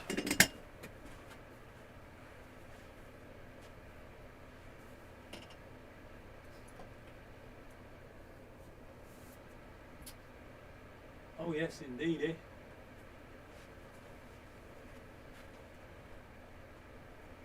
Yeah, that's looking ace. That's looking really promising. Hopefully, guys, from the data that I've gathered tonight on this, my RASA system, and the data that I've gathered with the Aries, the mono, we should be able to do some sort of side-by-side, I don't want to say a comparison, because they're just too different, but yeah, a comparison, for want of a better word. Lubo says the ASI 2600 Duo can reduce the weight of the setup where every gram counts. Absolutely true, mate. Yeah, absolutely true. You're loving Gaia and SBCC in PixInsight. You can finally get true colours. Absolutely, Jim. Yeah, I kind of wish it was easier to set up SBCC. I'm not saying it's hard, but for someone perhaps literally just downloading the program today, no idea what they're doing, it's going to be a bit of a stumbling block for them, I reckon. It'd be cool to see it kind of baked in, I reckon. You'll be doing cable management today, still trying out different cable runs, yet to find a solution to avoid cable snag, says Wombat. Yes, that can be a royal pain in the rear, can't it, mate? Go have a cold beer, get some rest, and until next time, old friend. Thank you, mate. Yeah, I think I may indeed crack a beer after this stream. Love to know what others are currently using to deal with tilt on the Raster 8s. By using, do you mean programs to kind of figure out your tilt?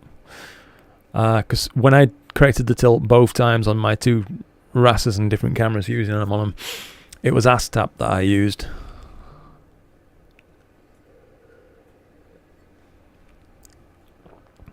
That was me a few days ago. After 2 or 3 videos, I got it worked out. Yeah, me same, mate. I I got lost. I ended up having to go on YouTube and find a tutorial, and that sorted me out. Don't mention cable management. I'm sorry about that, Titch. Yeah. Oh, devices or programs. Got you, mate. Yeah. Well, it's been really easy with Player One stuff because you've got the rearward facing tilt adapters, which, oh man, they're just so nice to use. There's nothing wrong with 3-point ones, by the way. I'm not trying to slate them. But yeah, in terms of programs, for me, it was just ASTAP, the aberration inspector, I think it is, or image inspection tool, something like that. It figures out your tilt for you. Make sure you use a reasonably long exposure, something like 30 seconds or so, or longer is good, as long as you're not introducing any guide errors or anything like that, because that could throw off your tilt measurement too. SPCC doesn't work for me, but PCC does. Don't know why. That's strange, Timothy. Do you have the necessary Gaia catalogs already downloaded and pointed to inside SPCC? Lubo says, ASTAP is great. The only program that was able to stack my Comet images. I was guiding on Comet. That's awesome, mate. You know what? To be honest with you, Lubo, I've never tried out stacking in ASTAP, but I've only ever heard good things about it. So, yeah. Maybe I'll have to look into that someday. Astro with Eric. So many new solutions to correct for tilt on the Rise are coming out. Absolutely, mate. Yeah, it's... I wish it was something we didn't have to deal with. Do you know what I mean? I realise it's not realistic for camera manufacturers to make absolutely certain that every single sensor is completely flat. Do you know what I mean? Before it leaves the factory, because that just adds so much time and probably cost due to having to employ someone skilled at that kind of thing to correct them all. But unfortunately, it is it's a pain. SPCC needs a plate solved image. John's absolutely correct there, yeah. If you use weighted batch pre-processing, then your stacked images are solved. Good catch, John. I had forgotten about that, mate. Great job, Luke. Have a good night. Thank you, Mashed Potato. Yeah, appreciate it, buddy. Hope you have a lovely day yourself too, mate. I can see the Gaia catalog and the image is plate solved, but it still fails. Requires a FITS header, plate solving, and a specific Gaia catalog, which includes SPCC data. Once set up, I have correctly coloured images in a couple of minutes. Yeah, it works well for me too, Jim. But I definitely had initial issues. But that was just me. Not anything wrong with the program. It's just something wrong with my brain. Chris Plale. I want to use PixInsight, but may struggle to get started, and the price. It's a costly program, Chris. 100%, mate. Yeah.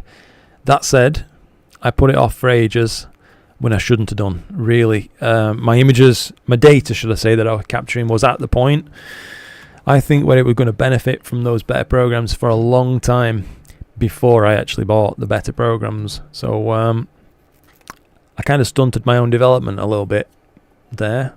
Which I kind of regret. Worth every penny. Jim Gunn says, yeah, can't agree more, mate. Now I've got it. This is the thing, I guess, innit? When I didn't own it, I was finding every single excuse not to buy it. But now I've got it, I'm just like, yes, make sure you buy it. Make sure you buy it. Because, you know, buy once, cry once. It's done now.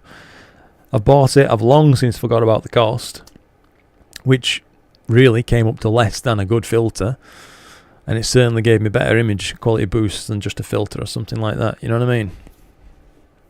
Astro with Eric says the Astro Imaging channel is going to have the Gradient Expert shortly, so you're going to check that out soon. It's a nice free program for DBE. Awesome. I'll have to check that out too, mate. Get better images in a quarter of the time. Yeah. More money from me watching another 2 ads. Oh, I'm sorry, Lubo. You've been absolutely peppered with these ads, buddy. You're a very patient chap. I appreciate it. Astro with Eric. I've used copy coordinates with the raw fits and my stacked APP image to use SPCC within PixInsight. I tend to use, like when I'm importing images from APP, they're not solved, so I just use, what's the one? Image Solver underneath script. So just enter the image that I've shot, give it the approximate, focal length, that kind of thing, pixel size, and let it solve it itself, and then SPCC works absolutely golden. Shoe Bear, good to see you, Shoe Bear. I think it's the first time I've seen you commenting, mate. Absolutely get the free trial and give it a try. That's what convinced me. Good to know.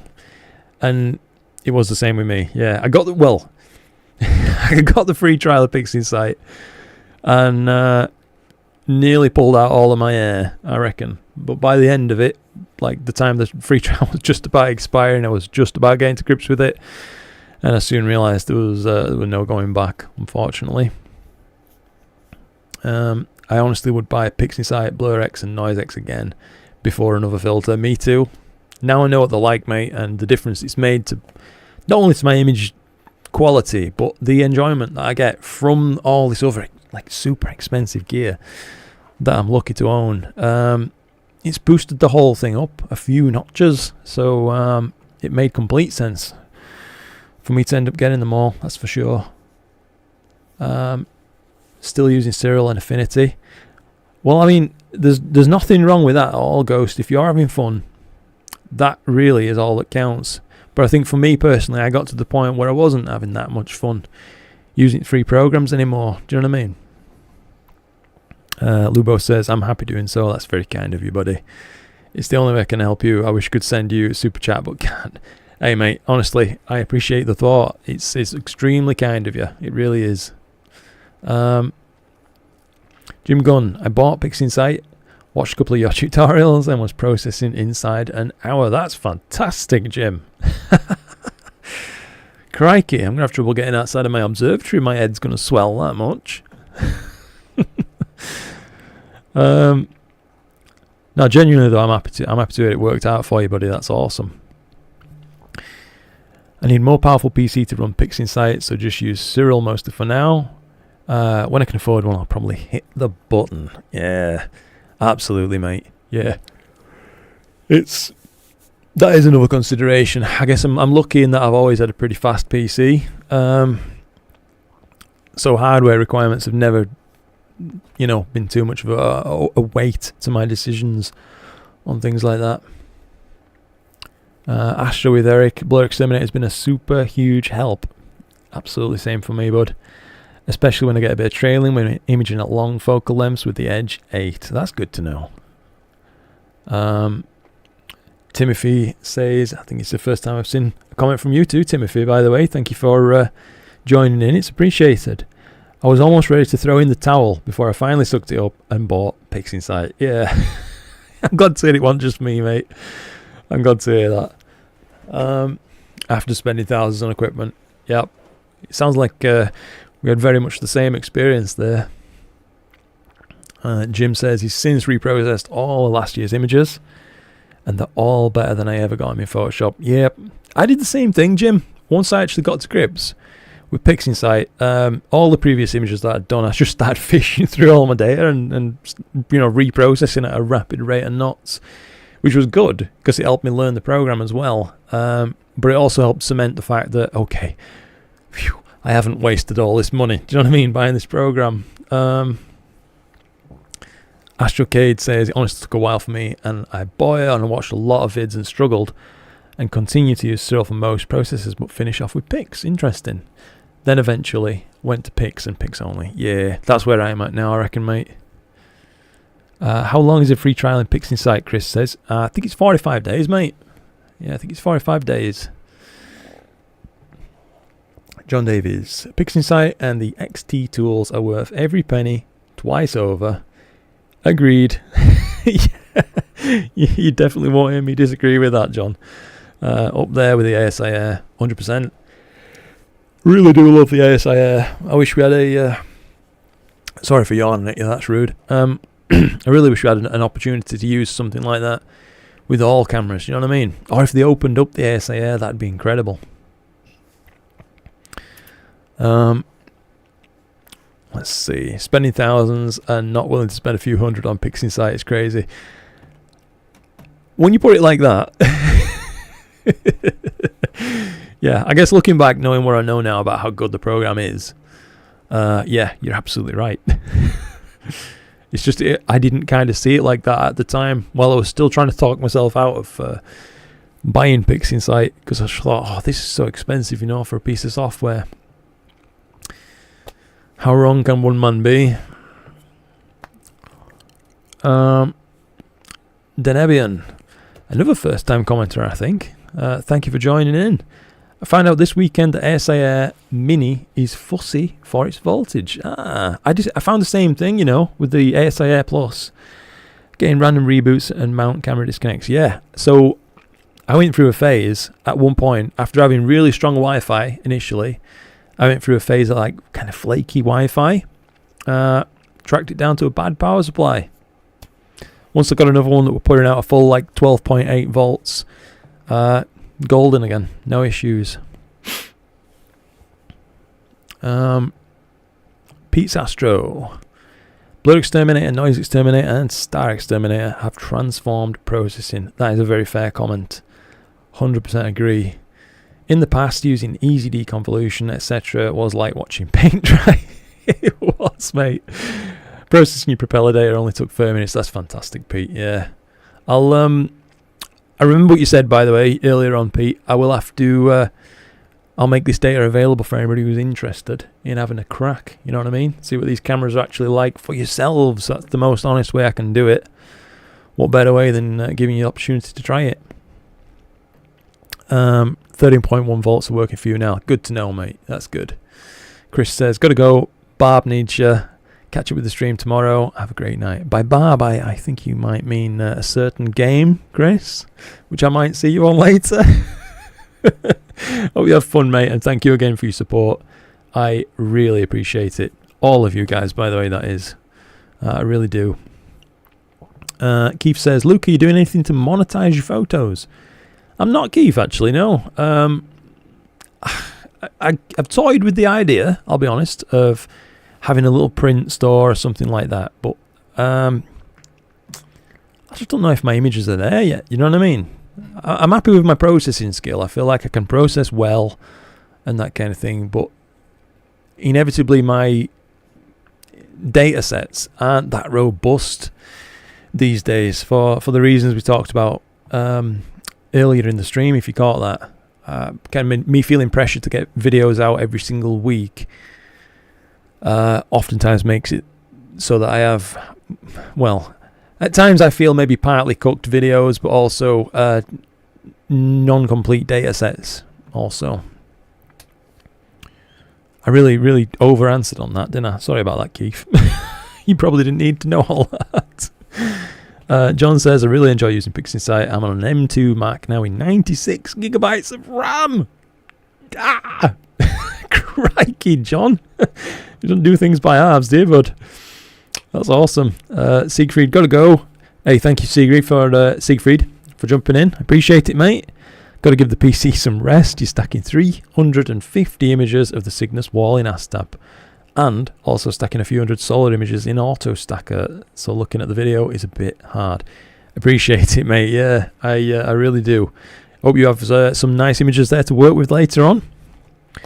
Astro with Eric. Hey, thanks for the live stream, Luke. My pleasure, Eric. My pleasure, buddy. Thank you for joining in. Nicky Van.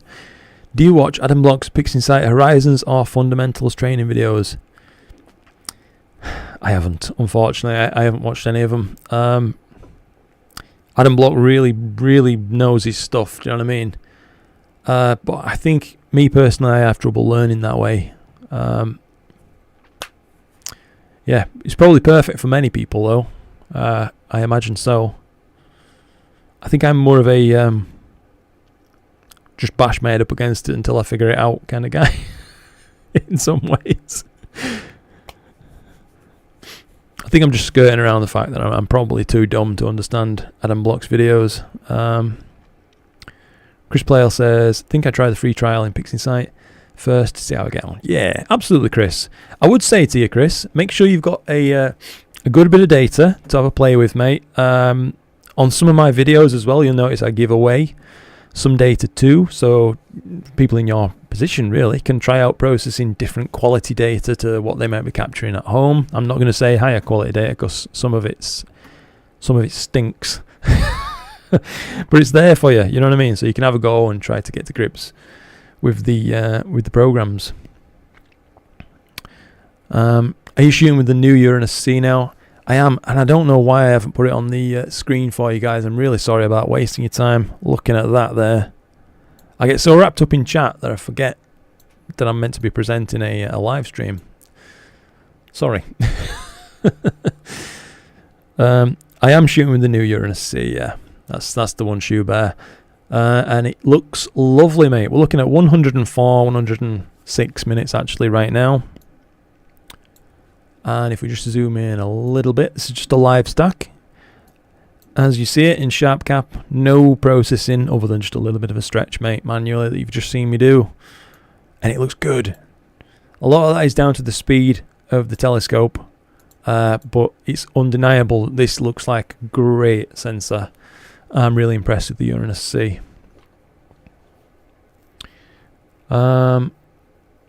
Ghost Flare says, you don't want to know how much RAM my sim desktop has. I can only imagine, mate.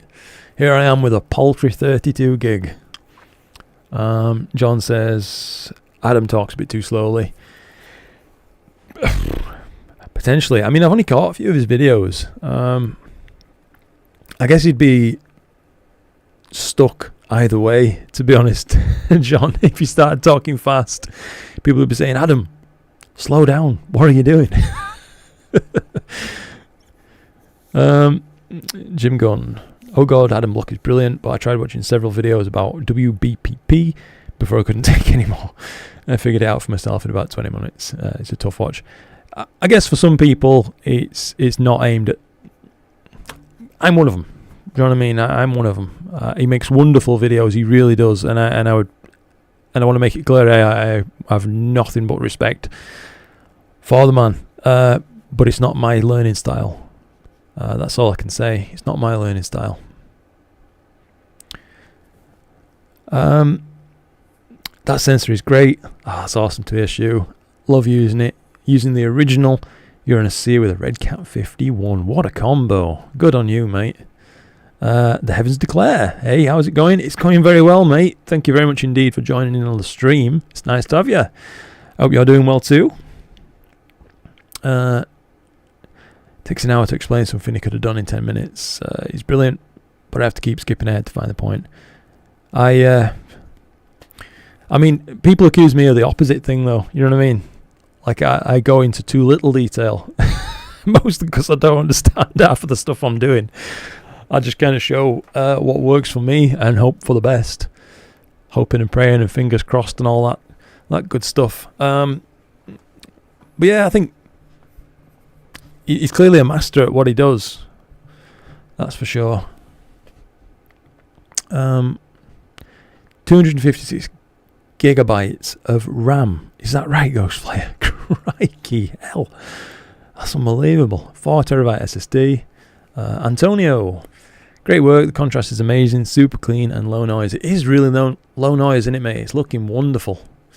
I'd be happy with that as a finished image. Brave Falls, good to see you, mate. Nice to have you in here. Hope you're keeping well, mate. 32 gig gets the job done.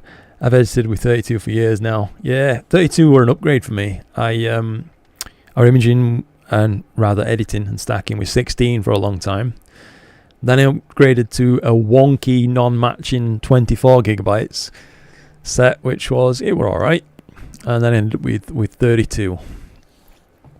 Enough for me.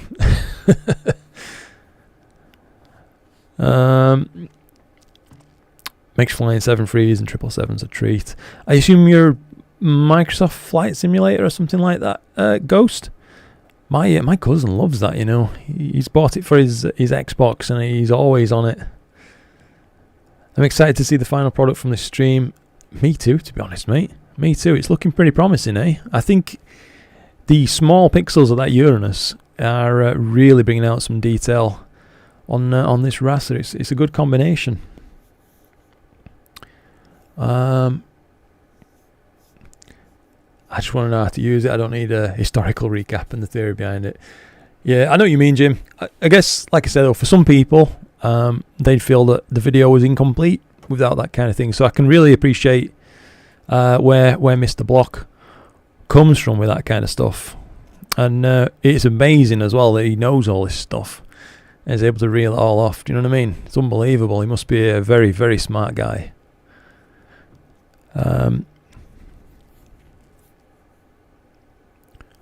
Love your videos. Yeah, me too. I often use 48GB for RAM, a RAM disk, and the other for RAM. Nice. I never tried doing that. Still waiting for those skies to clear. This Friday is looking hopeful. Hey, fingers crossed for you, mate. Hopefully you'll get the chance soon. MSNX Plane 12, I got you, mate. Astrocade. And an OG there on 16GB of RAM, mate. Wow, overwhelming urge to stretch. Oh, I feel like I'm turning to stone. I haven't moved from my chair for so long. That image would take me a dozen hours to replicate with my rig. Yeah, I guess it's the speed of this thing, Jim. This RAS's, it's like having cheat codes, mate. I'm not gonna lie.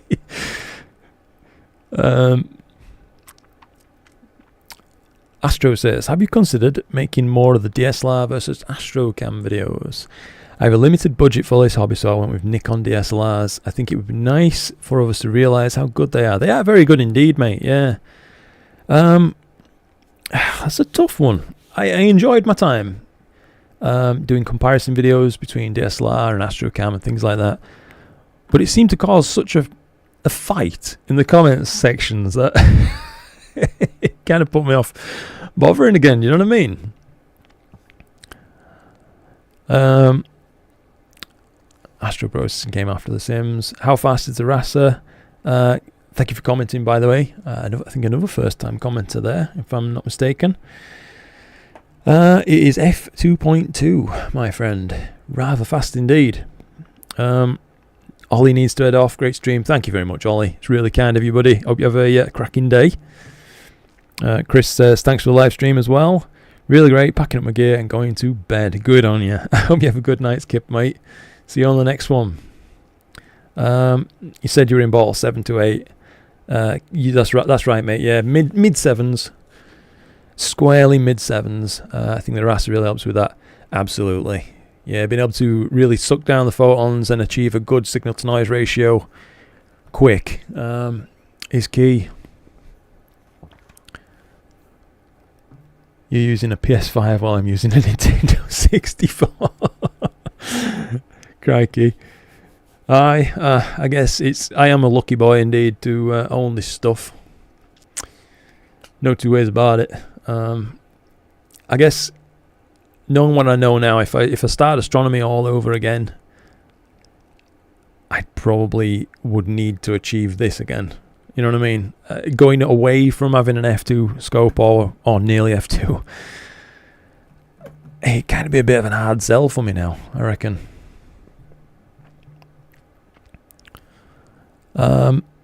Astro, oh no, sorry to hear about that. Yeah, nobody has time to deal with conflict. Agreed, mate. Yeah.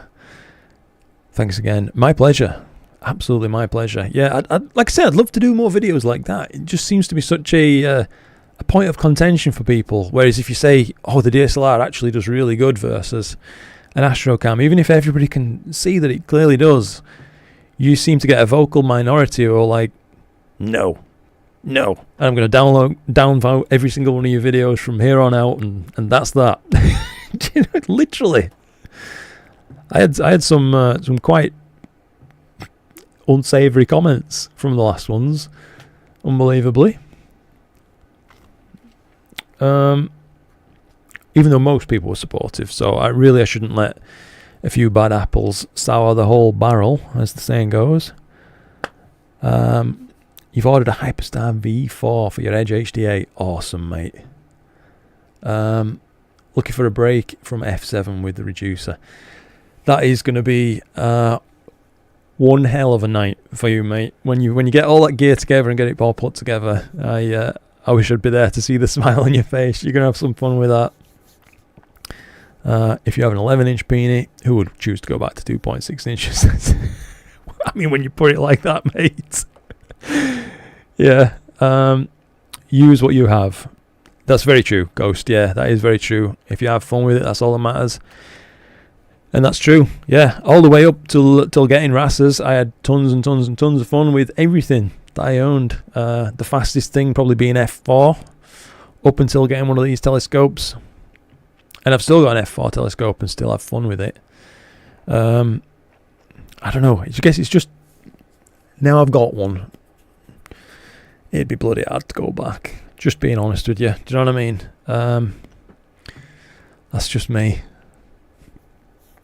This is what's giving me the most fun right now. I guess, guys, anyway, I have probably long since overstayed my welcome. Where are we? I assume we're catching some dawn light by now in these subs. Yeah, we're starting to creep right back up now in ADUs rather rapidly. I'll probably call an end to the sequencer at that one. Still have your ancient LX200 8-inch classic. Yeah, good on you, mate. If you enjoy using it, good on you. That's perfect. That is really all that matters. Fun is the goal, says Roberto. 100% agree, buddy. Yeah, 100%. I think I myself am very much guilty of losing sight of that fact as well at times and getting too bogged down in the minutiae. Yeah. Have a good morning, brother. See you next time. Thank you very much indeed, mate. It's been a pleasure to chat with you tonight and spend some time. That goes out to all of you, by the way. It really has been a pleasure, guys. So, yeah, that's probably about it, I reckon. I should probably get this thing stopped and parked, roof over, and have a bit of a rest coming up. Simon Thompson, how's things? They're going really well, thank you, Simon. I appreciate you asking, bud. I hope things are going super for you too. Thanks for the stream. You dig them? That's awesome, bud. Ghost Flare, use your 70 and your 80 more, but the 200 is a galaxy monster. Absolutely, yeah. Have a clear night and clear skies. Thanks for hanging out with all of us. Thank you for hanging out with me. That's the one, guys. I genuinely, I say it every time. I really mean it every time. I appreciate each and every one of you out there. That's for damn sure. Main rig is an Orion 80ED. $500. Cheapest PC equipment. Yeah. It do be like that. It do be like that. Awesome. Right then, guys. That's game light now. Can't see any NLCs. I'll have a look, actually, Titch, as well. But yeah, thank you again, guys, for tonight. It's been an absolute pleasure, as always. And I look forward to seeing you in the next one, whenever it comes. Not tonight, but when you get some time, try some long exposures and let us know. I forgot to do that, Jim. I'm sorry. Yeah, it'd be the wrong time to do it now. As you can see, we're well into dawn, unfortunately. But yeah, sorry guys. I'm milking it. Yeah, I'll see you all later. Love you all to bits. Hope you have a lovely time and catch you in the next one.